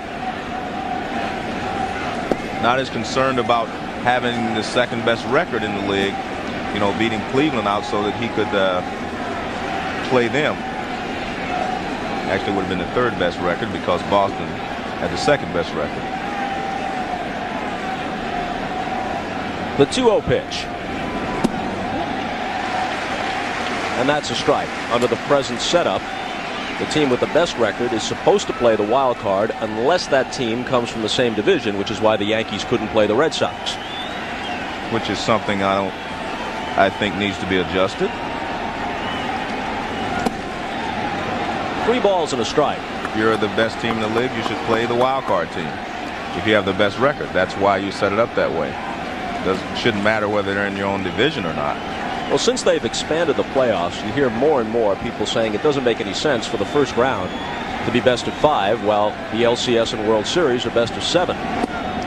Called strike, full count, because by definition, the first round is the only one that has to include the wild card and a lesser division winner in all likelihood now that they've gone to 3 divisions. So why not make it a more genuine test? Here's the payoff. Got him. Well, I think the plate has been expanded a little bit here in the late innings. Take a look at how Pettit set him up for this last pitch. There's 2 balls and no strikes. Here's a borderline strike. Strike 2. Now this pitch is the one that he was upset about. You see, McLemore, like Clayton, felt the ball was outside. And McLemore is still letting Derwood Merrill know that he thought it was outside. Merrill definitely with the generous zone tonight. Here's Kelly. Well hit right center field. Williams on the run along with O'Neill, and that ball is up against the fence at the 385 sign as Roberto Kelly cruises in with a 2-out double. Well, that makes that last call by Derwood even more important. Would have been a runner on first base. This is the first guy I've seen actually go out and get a pitch. That pitch was away. Roberto Kelly went the other way with it. And he thought he might have got enough of it to get it out of the ballpark, but he did not. Hits right at the base of the wall, so he's at second base with a double. Stottlemyre to the mound. Greer at the plate. Gonzalez on deck with 2 out.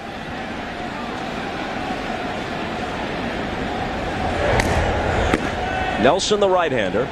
Lloyd, the lefty.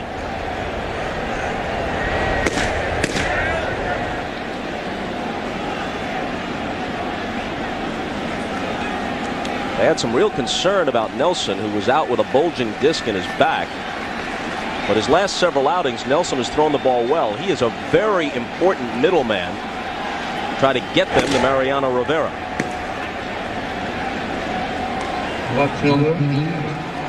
Tony Cloninger, the bullpen coach, helping him get warm.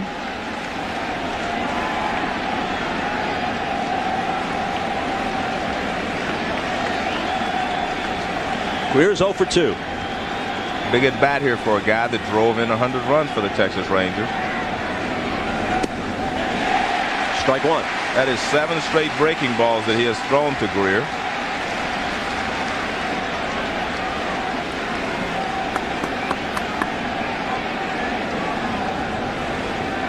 We're in the 6th. 3-1 Yanks.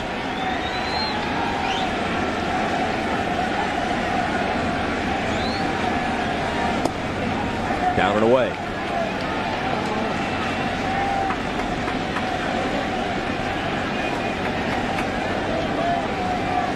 Oates has a bit of a Yankee connection. Rick Cerrone's backup on the 1980 team. They won 103 games but lost in the playoffs to Kansas City.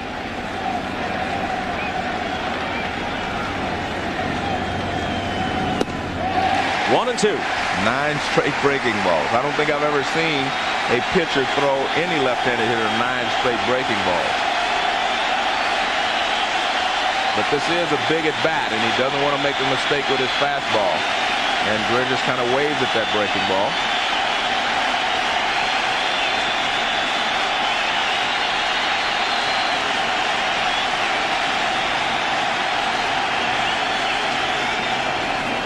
Two balls and 2 strikes. 10 and counting. The rap, if there was one on Pettit while he was struggling, was that perhaps he had fallen in love with that cut fastball and was throwing it too often. Not tonight. Well, that has always been one of the problems he faced, because the cut fastball is a great pitch as long as you locate it properly. But if you miss with it, it becomes a mediocre fastball. Here's the 2-2.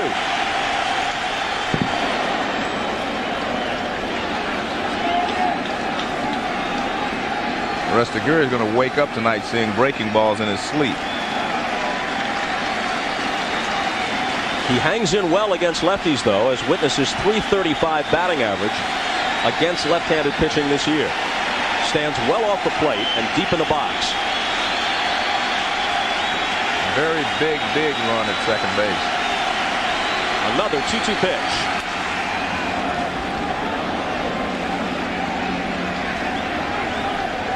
The Indians and Red Sox are tied at a game apiece. The Padres lead the Astros 1-0. The Braves took game 1 from the Cubs. The Yankees trying to go up 2-0 in this division series, leading 3-1 as the Rangers bat in the 6th. Kelly, who doubled at second with 2 out. And another 2-2 pitch coming from Andy Pettit to Rusty Greer.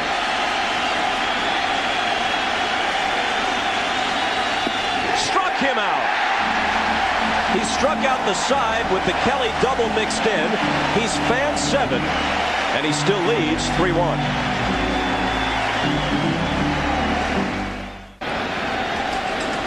Yeah, it's a school night, but it's the playoffs. How much is that ball worth in comparison to McGuire's? I think you'd have to mark it down in comparison to any of the balls McGuire hit out this year. Any of the 70. It's unthinkable, isn't it? For me, it is. Chili Davis. 2-0 the count.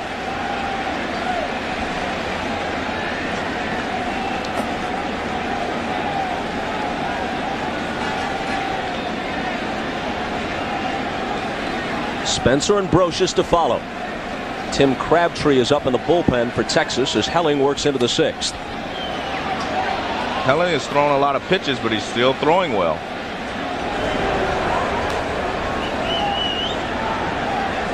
105 pitches to be exact as Crabtree gets ready. Contrast that by, Pettit's only thrown 81 pitches.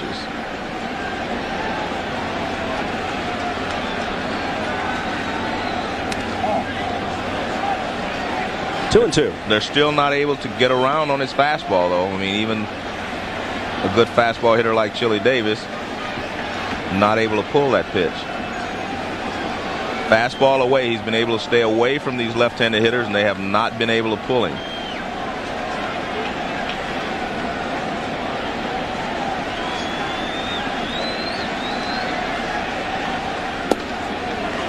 Misses low, full count.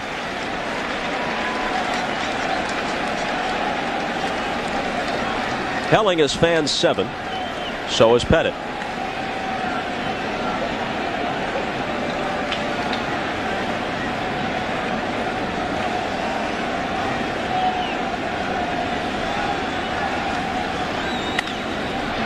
Helling couldn't knock it down. Clayton comes up empty with a dive. Leadoff single for Davis. That 3 base hits right back through the middle on ground balls that Helling has not been able to knock down.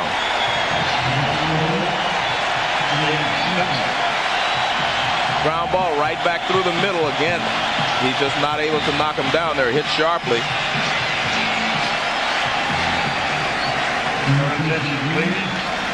And now Spencer.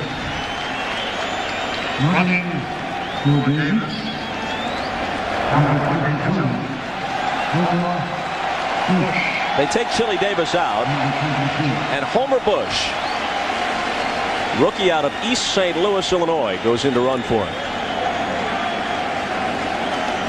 So Chili has a 1-for-3 night.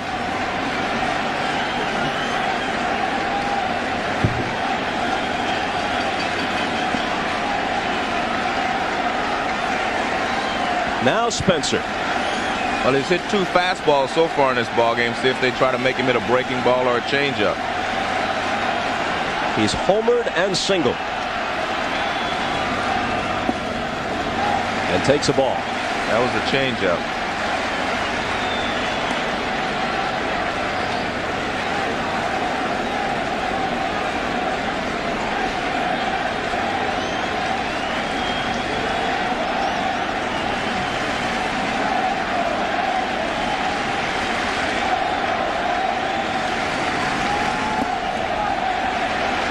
Another changeup. And Helling falls behind 2-0.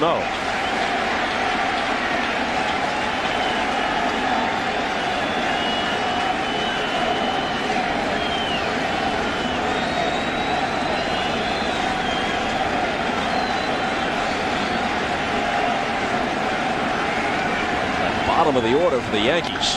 This ball is ripped, but it's foul. Spencer, Brocious, and Girardi, a combined 6 for 6, with 4 singles and 2 home runs. One by Spencer, one by Brocious. Spencer's was a solo in the second. Brocious hit his with a man out on the fourth. 3-1 New York.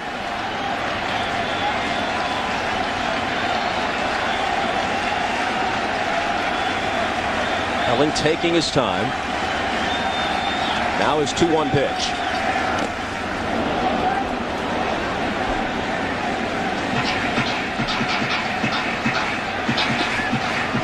Well, he had a fastball. He pulled foul. Now Helling makes a good pitch. Fastball away. He has to go out and try to get this one. Good pitch there by Helling. When you're behind an account, you have to make good pitches on sluggers.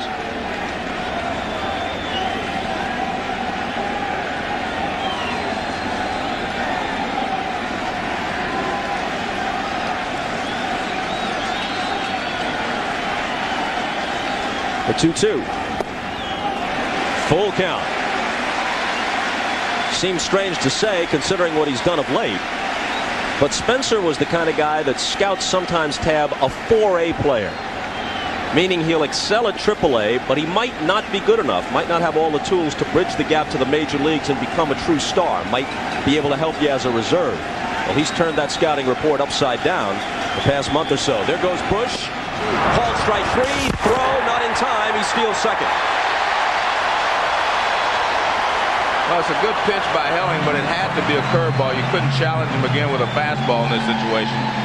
But in throwing the curveball, you allow Bush to steal second base. Well, he gets a good jump. Curveball on the outside corner, and even the gun of Rodriguez can't throw out this fleet homer. Bush.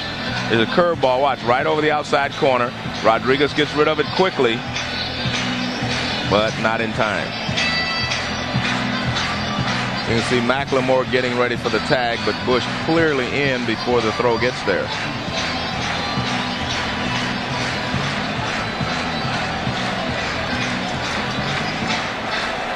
Joe Torre likes to run, either the straight steal or the hit and run, likes to play aggressively. Of course, you're restrained a little bit against Rodriguez, but that was a good spot. 3-2 pitch where, as you said, it was unlikely he was going to challenge Spencer with the fastball. He thought the breaking ball was coming. He just inserted Bush as the pinch runner. He's very fast, and he gets the steal. Here's Brocious, singled and homered.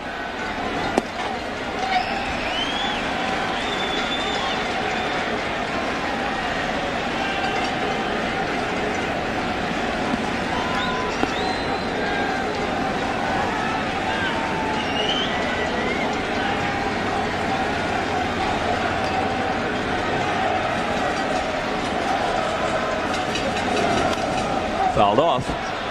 Here's what Brocious did his last time up in the fourth. Well, it's a high fastball away, and I actually thought this ball was just going to be in the right center field for an extra base hit, but it well over the right field wall. Ball really carried well. And again, this is a small ballpark, especially right field.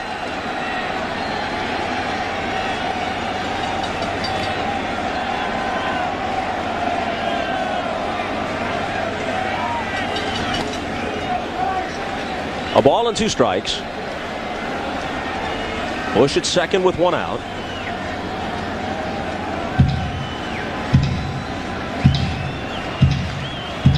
Greer way off the line and left. Kelly to the right center field side of the second base bag in center field.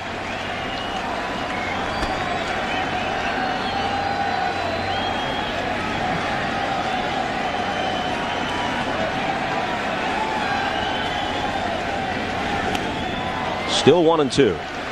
The Yankees got Brocious from Oakland for Kenny Rogers after Scott hit just .203 last year. Bounced back to an even .300 this year. He's a free agent, though, and they don't know if he'll be back in the Bronx next year. They have a third base prospect at Columbus named Mike Lowell, whom they think highly of. And Kenny Rogers pitched very well for the Oakland A's. A bluff, nobody there.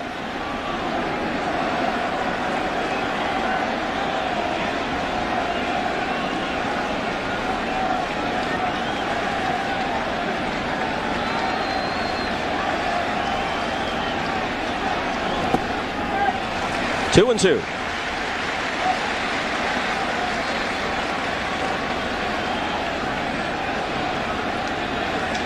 Rick Helling, who prior to this year had 11 career victories, 20-7 this year, trying to keep the Rangers in Game 2.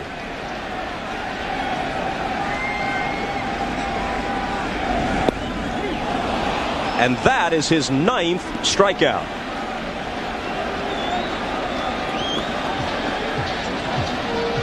Coming up tomorrow. Don't miss TV's #1 show tomorrow on NBC. Well, Girardi has hit 2 fastballs back through the middle, so in this situation, you've got to try to make him hit something off speed. He goes to right field. Gonzalez toward the line, tracks it down. Good curveball there by Helling. That was Helling's 121st pitch through 6 innings of work. But he keeps it close. The Rangers trail 3-1. Between innings, Dick Bosman, the pitching coach, greeting Rick Helling. And I'm sure Bobby's just telling him, you made some good pitches there to get out of the inning. You got yourself in a jam, but you did a good job of getting out.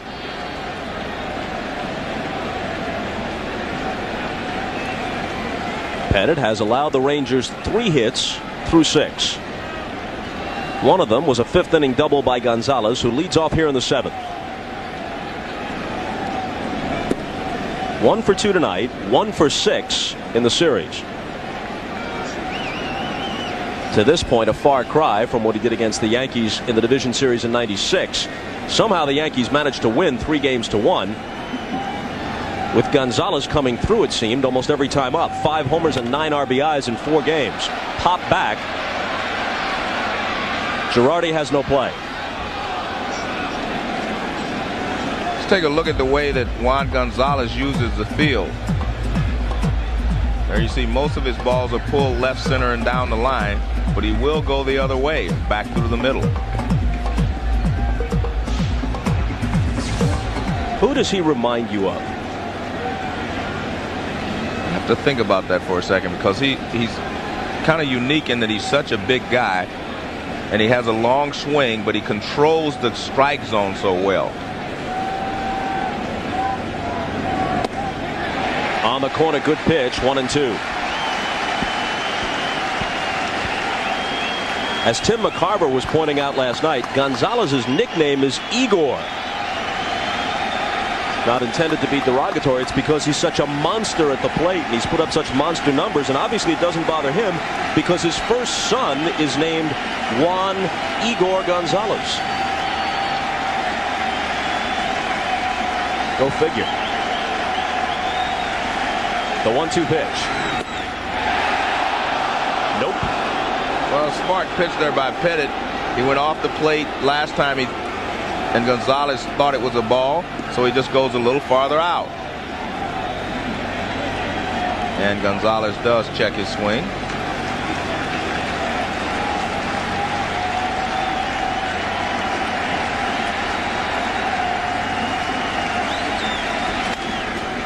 Still 2-2. Well, the thing that I like about Juan is that he controls the strike zone. He will chase some pitches out of the strike zone, but he can handle any pitch speed-wise that you throw him in the strike zone. Doesn't matter whether it's curveball, changeup, fastball. He can handle that if it's in the strike zone. But occasionally he will chase a breaking ball out of the strike zone. Clark and Rodriguez follow him here in the 7th.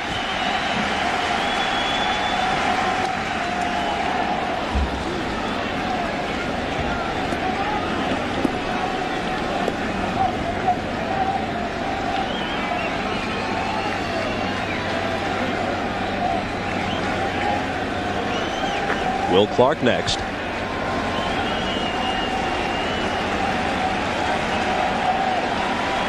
So if they don't make some noise with the big bats up in this inning, they're getting closer and closer to when they'll see Mariano Rivera, who blew them away in the 9th last night. And down goes Gonzalez for the 8th strikeout by Andy Pettit. And that's just kind of smart pitching. I won't say it's good pitching, but it's smart pitching in that he kept everything away, and he just kept going farther and farther away. Watch this fastball away for strike 2, and then he just stays out there. He just stays away until he gets Gonzalez to chase it. Foul one. Now he chases it. Well, it was a ball, but he just stays out there, and finally Gonzalez chased it. Smart pitching. Clark has twice flied to Williams in center. As a team this year, Texas hit .315 against left-handed pitching. But David Wells isn't just any left-hander. And the same has been true of Andy Pettit tonight. If he's rediscovered his groove, he's picked an excellent time to do it. Well, David Wells had shut them out earlier, but Andy Pettit, I think they're still surprised because he has definitely changed his pitching pattern tonight. And they have not been able to adjust to that yet. If a pitcher has pitched you one way over the last couple of years, it is hard to get that out of your mind and change and adjust to what he's doing on that particular night. Drops it in there, 2-1.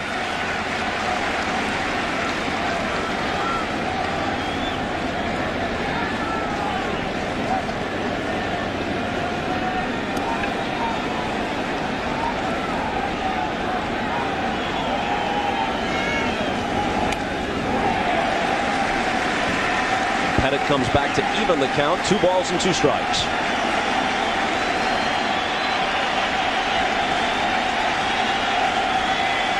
Pettit's career high in strikeouts is 12.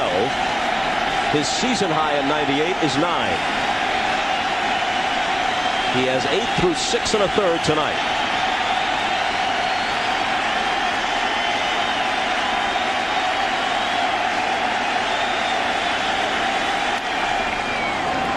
Left field, Shane Spencer.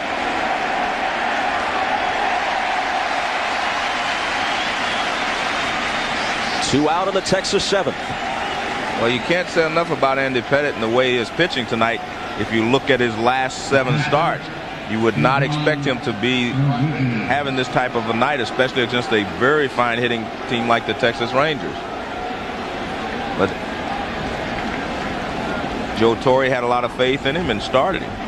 Usually the guy who receives the Manager of the Year award is a guy whose team was not expected to do well and they exceed expectations. Well, you can make a case that even if you're expected to win the pennant, when you win 114 and do almost nothing wrong, you've exceeded anyone's expectations. Bounce to the mound, and Pettitte works a perfect 7th inning. So maybe Torres as good a choice as anybody for Manager of the Year. Stretch time at Yankee Stadium.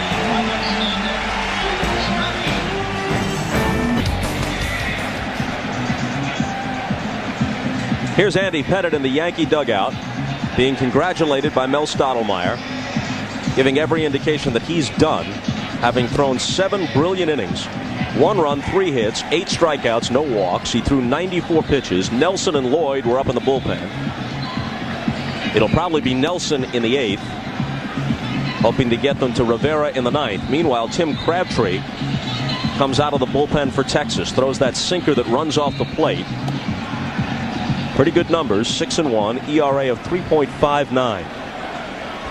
Well, if you look at what Rick Helling did and what Todd Stottlemyre did yesterday, Texas just can't say enough about their starting pitching. I mean, you compare that to what the Yankees have done, but the Yankees are such a good team. I mean, they will beat you 1-0, they'll beat you 2-0, or they'll beat you 10-9. I mean, they do whatever is necessary to win a ball game. Everything Joe Torre did during the season just about worked out. Everything he's done thus far in this series has worked out. Some people wondered why he started Chad Curtis in left field last night. Curtis, who had been slumping, came through with 2 hits and a big base running play. He went to Shane Spencer tonight. Spencer homers and singles. Some people were calling for Andy Pettitte's head. Right. Torre stuck with him. Pettitte turns in a brilliant effort tonight. But you also talked about him being Manager of the Year. I think that's one of the reasons he should be Manager of the Year. They had a lot of question marks at the beginning of the season. Knobloch bounces it to McLemore, who charges and throws him out. I mean, they had question marks in their starting rotation. Didn't know what they were going to get from David Cohn. You didn't know what you're going to get from Irabu. And you definitely didn't know that you were going to have Hernandez. I mean, you just didn't know what you were going to get from some of these pitchers. So to me, he is the Manager of the Year. Well, they started the year at 1-4 amid the usual talk of calamity, but then came back to finish 114-48. How good are they? Obviously, they're one of the best single-season teams of modern baseball. Johnny Oates earlier this year expressed this opinion, though, meaning no disrespect. He said they're an excellent team, but they have only one guy who would start for the Big Red Machine. Jeter running up as if to bunt and then taking inside. He said only Bernie Williams over Cesar Geronimo in center field would get the nod if you compare the Yankee lineup to the Big Red Machine. All right, let's examine that. We'll give him Williams over Geronimo. You got to go with Foster over the committee in left. I'm not so sure that Griffey Sr., though, gets the edge over Paul O'Neill. Well, it depends on what you want. Griffey was a better defensive player, plus Griffey had a lot more speed, and he hit in a different spot in the order. Paul O'Neill drives in a lot of runs because he hits in a good RBI situation. But that's debatable. Obviously benches the catcher, Rose over Brocious. I know that you love playing with Concepcion, but I could make a case for Jeter. Yes, you could. I'll say it so you don't have to. Morgan over Knobloch at second base. No question we go with the Hall of Famer. Now, on pure numbers the last couple of years, Martinez is right there or beyond Doggy Perez. But in an era where runs were a bit harder to come by, Perez was a great, great clutch RBI man. Look, I believe because you're competing against different types of competition, maybe some weaker, some stronger than the other, you can't really look at it on individual statistics. You have to look at how the teams play. And make no mistake about it, I think the Yankees are a very, very good team in that they play the game the way it's supposed to be played. They have good pitching. They run the bases well. They're a very intelligent team. They do not make a lot of mistakes. They play good defense. So that's why I say they're a good team. Not so much about the 114 victories, but the way they play the game. Up and into Jeter, who stumbles away. It's 2-2.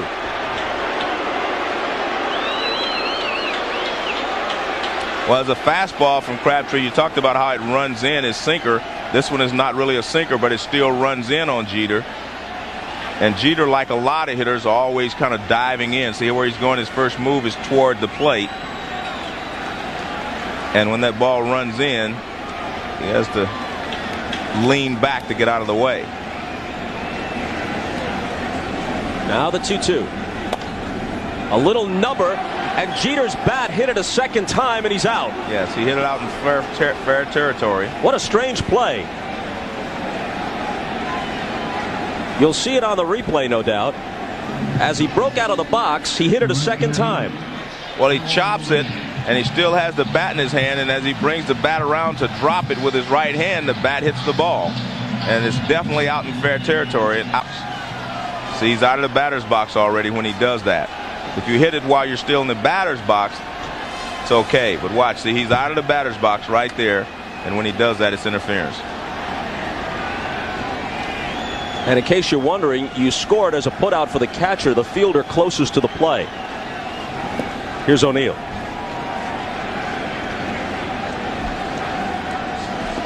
Jeter's now 0 for 3 with a walk tonight.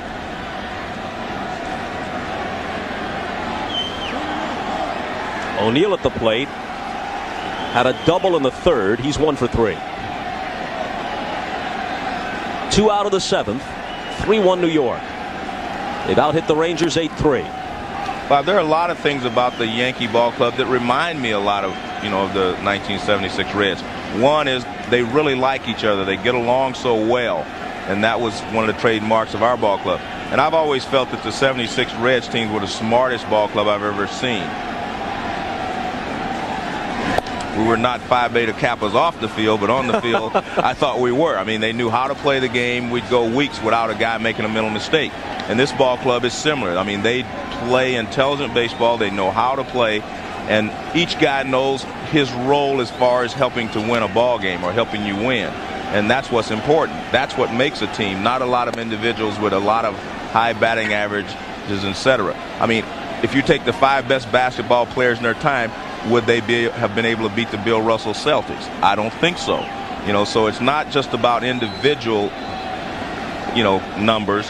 It's about how you fit in the scope of the team. And that's why we said earlier, I'm not sure they would have been a better team with Chili Davis, even though he is one of the better players in the league.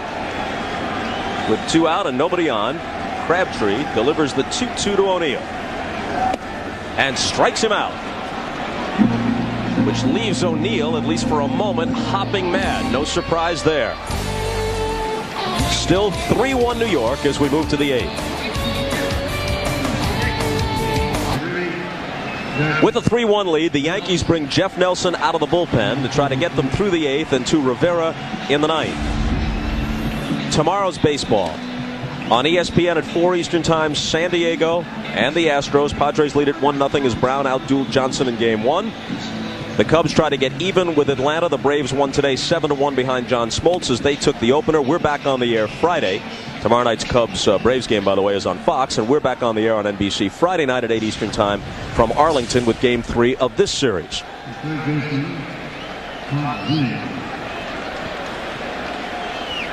Nelson, who came to the Yankees from the Mariners as part of the Tino Martinez deal prior to the '96 season, will face Todd Zeile to start it in the 8th. Mike Sims, the DH, is scheduled next, but Luis Alicea is in the on-deck circle. And in the dugout, Lee Stevens, a dangerous hitter, has grabbed a bat. He might follow Alicea, with Clayton's spot, the number 9 spot, due.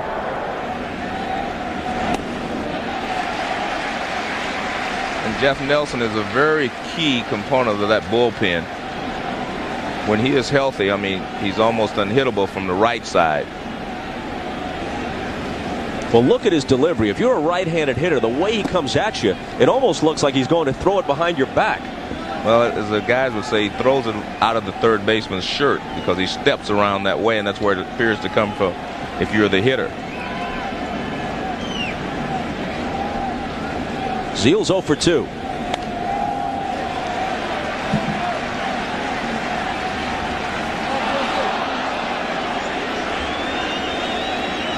Let's take a look at his motion. Watch how he kind of steps over toward third base and comes sidearm right there. He's not as sidearm as you might appear, but because he steps so much toward third base, it appears to come sidearm all the way, but it's pretty much about 3/4.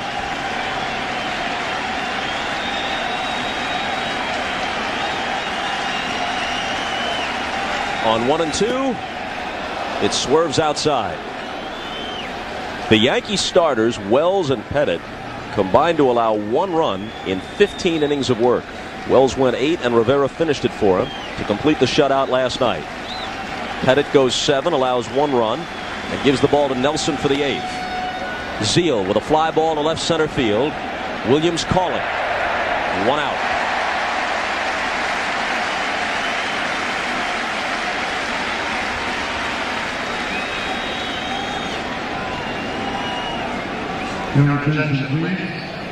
Now here's Alicea. Number 10, Luis Alicea. Number 10. Well-traveled infielder. Cardinals a couple of different times. Red Sox, Angels. Now the Rangers. Ball 1 inside.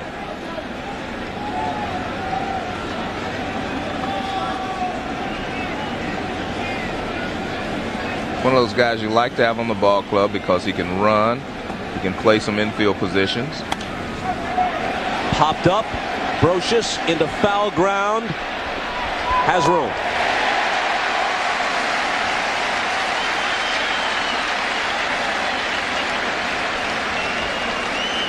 And now they'll send Clayton up and hold Stevens back if they have to use him. They'll hope they can do it with a man on base because he's a home run threat.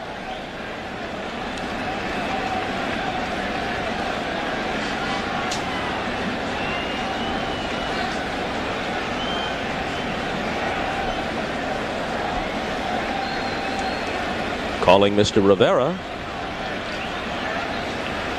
Will you be ready shortly? A strike to Clayton. Meanwhile, on the other dugout, here's Johnny Oates. Stottlemyre holds him to 2. Thus far, Helling and Crabtree have held him to 3. And my lineup, one of the best in baseball, has 1 run through almost 2 full games. Rich Garcia at first base said he went around 0-2.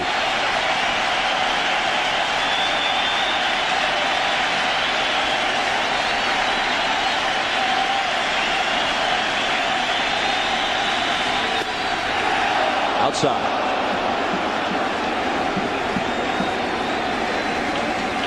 The Yankees went through a stretch after maintaining their focus, having busted the race open seemingly by Memorial Day.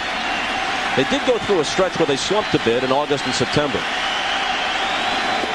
2-2. They lost actually 15 of 29 in one stretch, which is a major slump for them. But they ended the season winning their last 7 and then took the first game of this series. Now lead 3-1 with 2 out in the 8th in game 2.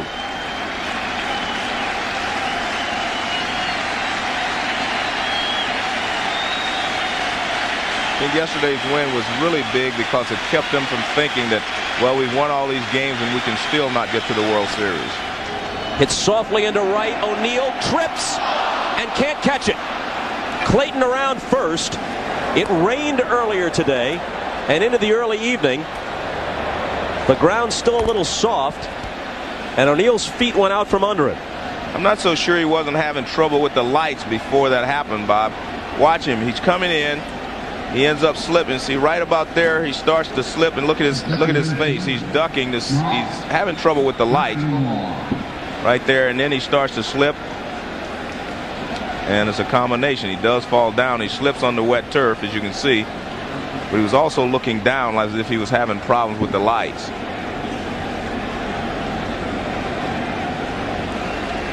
So it's a gift base hit for Clayton, bringing up McLemore. There's a turf that he tore up. As you mentioned, it was really wet out there because it rained really hard for a while here today, this evening. Joe Torre on his way out.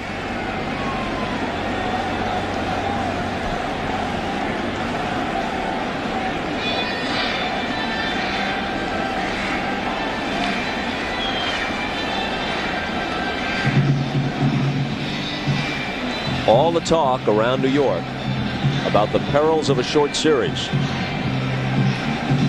And it wasn't really misplaced conversation. You put in all that work and it can all disappear on you. A bad hop here, a well-pitched game by the opposition there in a short series.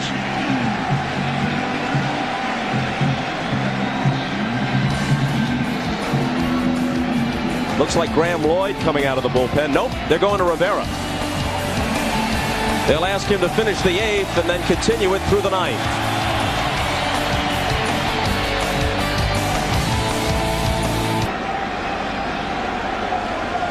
On comes Rivera, who closed it out last night.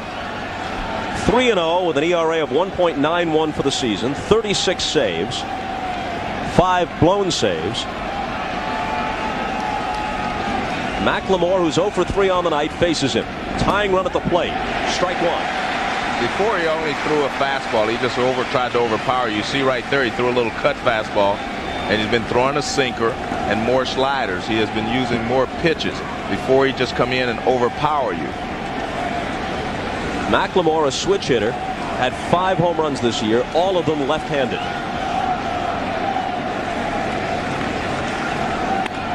Line drive, Knobloch's got it.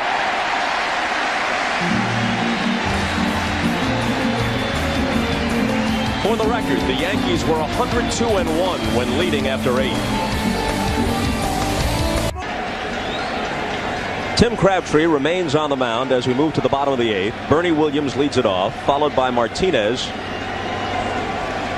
And then Homer Bush is in the DH spot after running for Chili Davis. New center fielder Tom Goodwin, who assumes Roberto Kelly's spot in the lineup, meaning that he'll lead off in the 9th.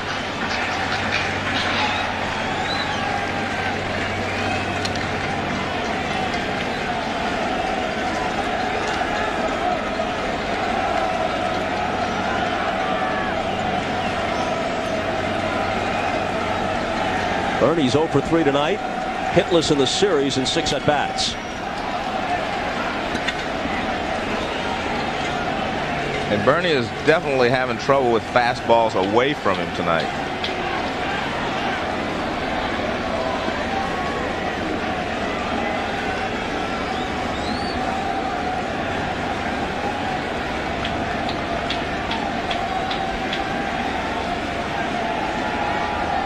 The 0-2 up high. A lot of people around the Yankees say that their 1998 season began the instant Bernie Williams flied out to center field to end the division series in Cleveland last October. They felt they were the better team. They were the defending world champions. They thought they could get back to the World Series, and it's burned inside them during the offseason and all the way through this historic season as they rampage through the American League at 114-48. On the verge of taking a 2-0 lead in this opening round series. And then asking David Cone to finish it Friday in Texas.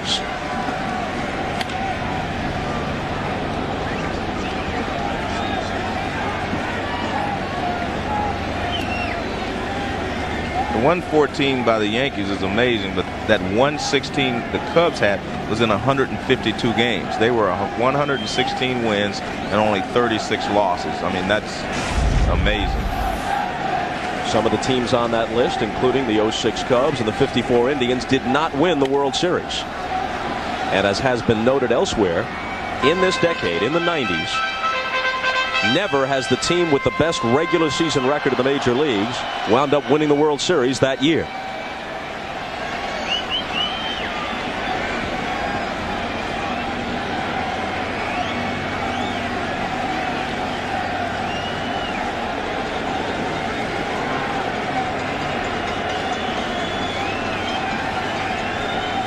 Again on 2-2. And that stays foul. Just to finish up the conversation about these Yankees versus your Big Red Machine, we talked about the regulars, the starting 8. Right. What about the pitching? Well, when Don Gullett was healthy, he was as good a pitcher as anyone in baseball. So you have to give, you know, I don't think there's anybody that's a better pitcher than him when he was healthy. But the Yankees have tremendous depth in their starting pitching. You're right. They have more depth than probably just about anyone has had in a long time. Their 4th and 5th guys would probably be the number 2 on most pitching staffs. Exactly. A bouncer over the mound. To his left is Clayton. Throws and gets him as Clark stays on the bag.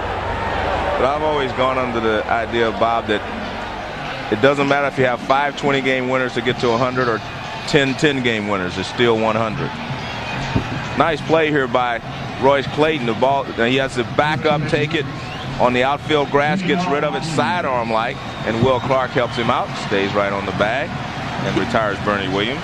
He gives them much greater range than they had at shortstop with Kevin Elster. Well, most people say he's the best shortstop they've had there in the last few years. And they've had some pretty good hitting shortstops, but he's been a very good defensive shortstop as well. Tino Martinez. I mean, Bob, we've talked about how the middle of the Texas order is hit. The middle of this Yankee order has not hit that well either. They've been shut down pretty much.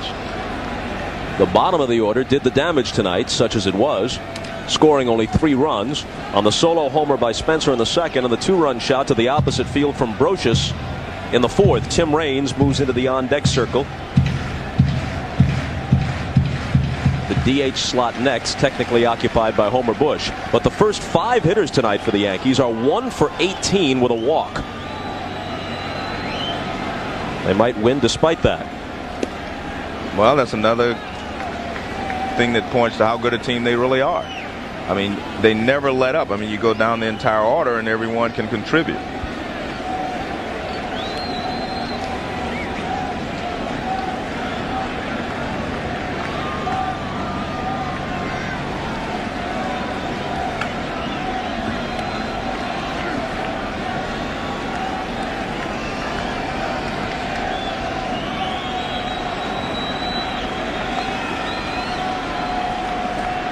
Here's the 1-2 pitch. That's a fair ball. Clark has it, takes it himself. So Martinez wears an 0 for 4 collar. You were wondering about the blimp, weren't you? Well, it's the Stars and Stripes. This year, Goodyear's celebrating its 100-year anniversary and the 72nd consecutive year for its blimp operation.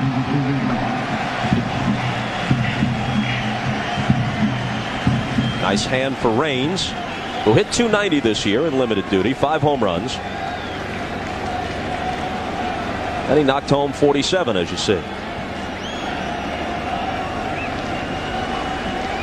Better than 800 career stolen bases with a single season high of 90.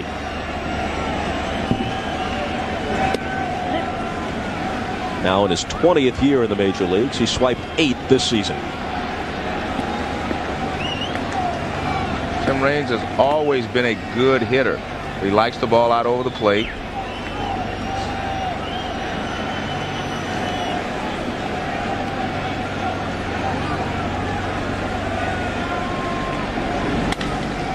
It's sharply to second. McLemore coming up for the Rangers in the 9th. Goodwin, Greer, and Gonzalez. They trail by 2.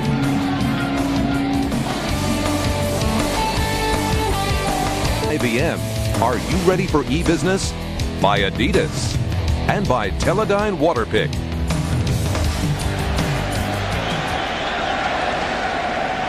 Tom Goodwin starts it and takes strike 1 from Rivera. New left fielder Chad Curtis for defense in the 9th. There he is, the game 1 starter. Brocious in close at 3rd. Spencer out, having done his job with a homer and a single. Well, Texas is just hoping to get the tying run to the plate. If Goodwin could get on, they have Greer and Gonzalez to follow. And it's through the wickets on Rivera and into center field for a hit. So they do get the tying run to the plate.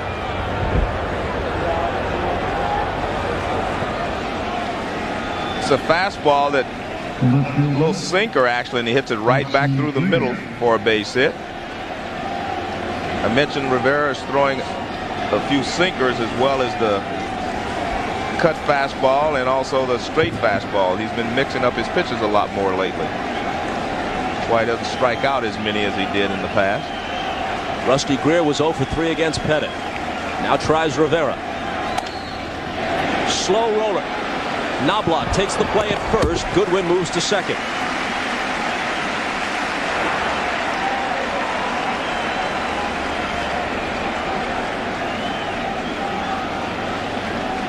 Now Gonzalez. 45 home runs for the season. 1 for 3 tonight. A 5th inning double. 1 for 7 in the series.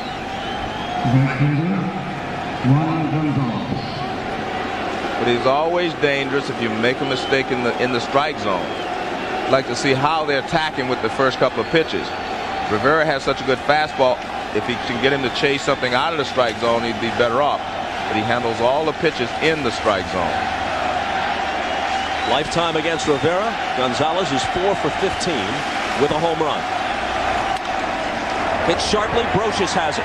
Throws across the diamond for the second out. Goodwin moves up to third. And Rivera went with that sinking fastball to make sure he kept the ball in the ballpark. And a reminder, throughout most of the country, your late local news is coming up as soon as the ball game is over.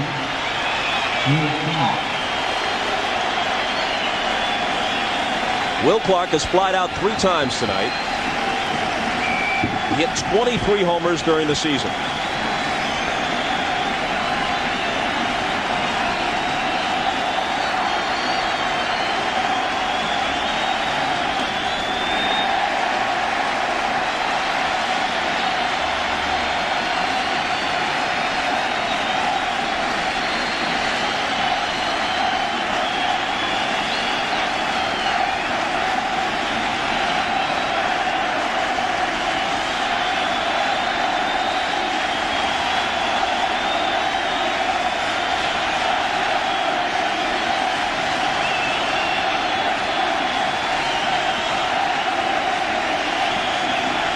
Rivera's got the sign he wants. And the 0-1.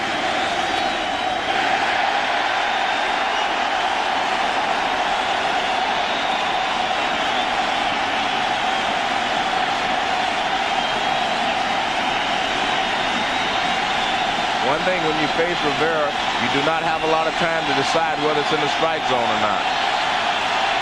He lulls you to sleep with that easy motion, and then the ball is on you. Boom. The 0-2.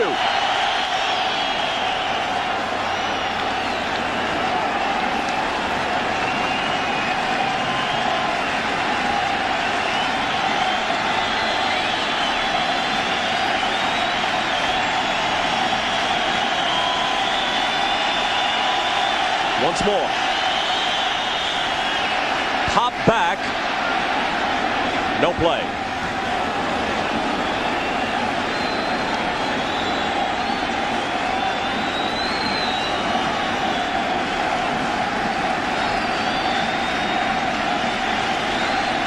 Will Clark's first major league at bat, he faced Nolan Ryan, another hard thrower, and he hit a home run straightaway center field in the Astrodome. He's always been a good fastball hitter.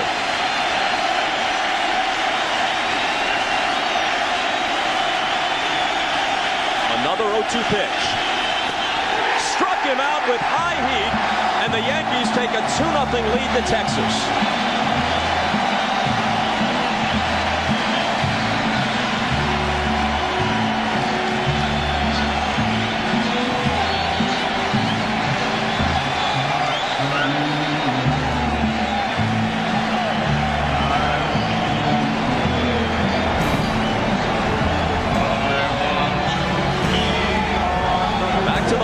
To wrap it up after this.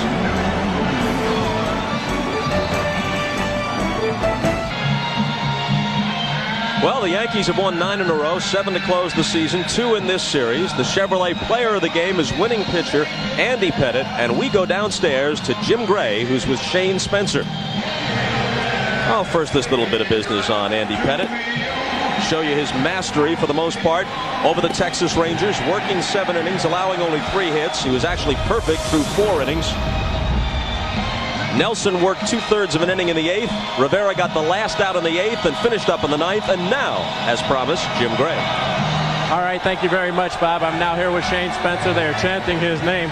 Shane, how have you managed in such a short amount of period of time in the majors to be so successful? How have you managed this run you've got?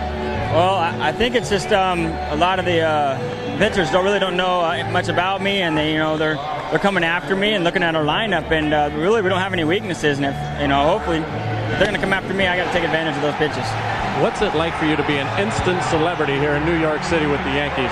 All this hoopla surrounding you. Well, it's better than getting out there and not doing good and then them just booing you off the field. So I'm enjoying it right now. You said off camera you were eating it up. How can you continue to maintain a level like this? Well, I don't know, because just the guys around me, the focus they have, and they keep an even keel this whole year, and it's just rubbing off on me, and that's the way I approach things. Were you surprised you played tonight and started?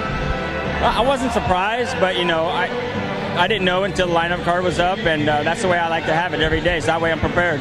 Shane, congratulations. We look forward to Game 3 in Texas. All right, thank you very much.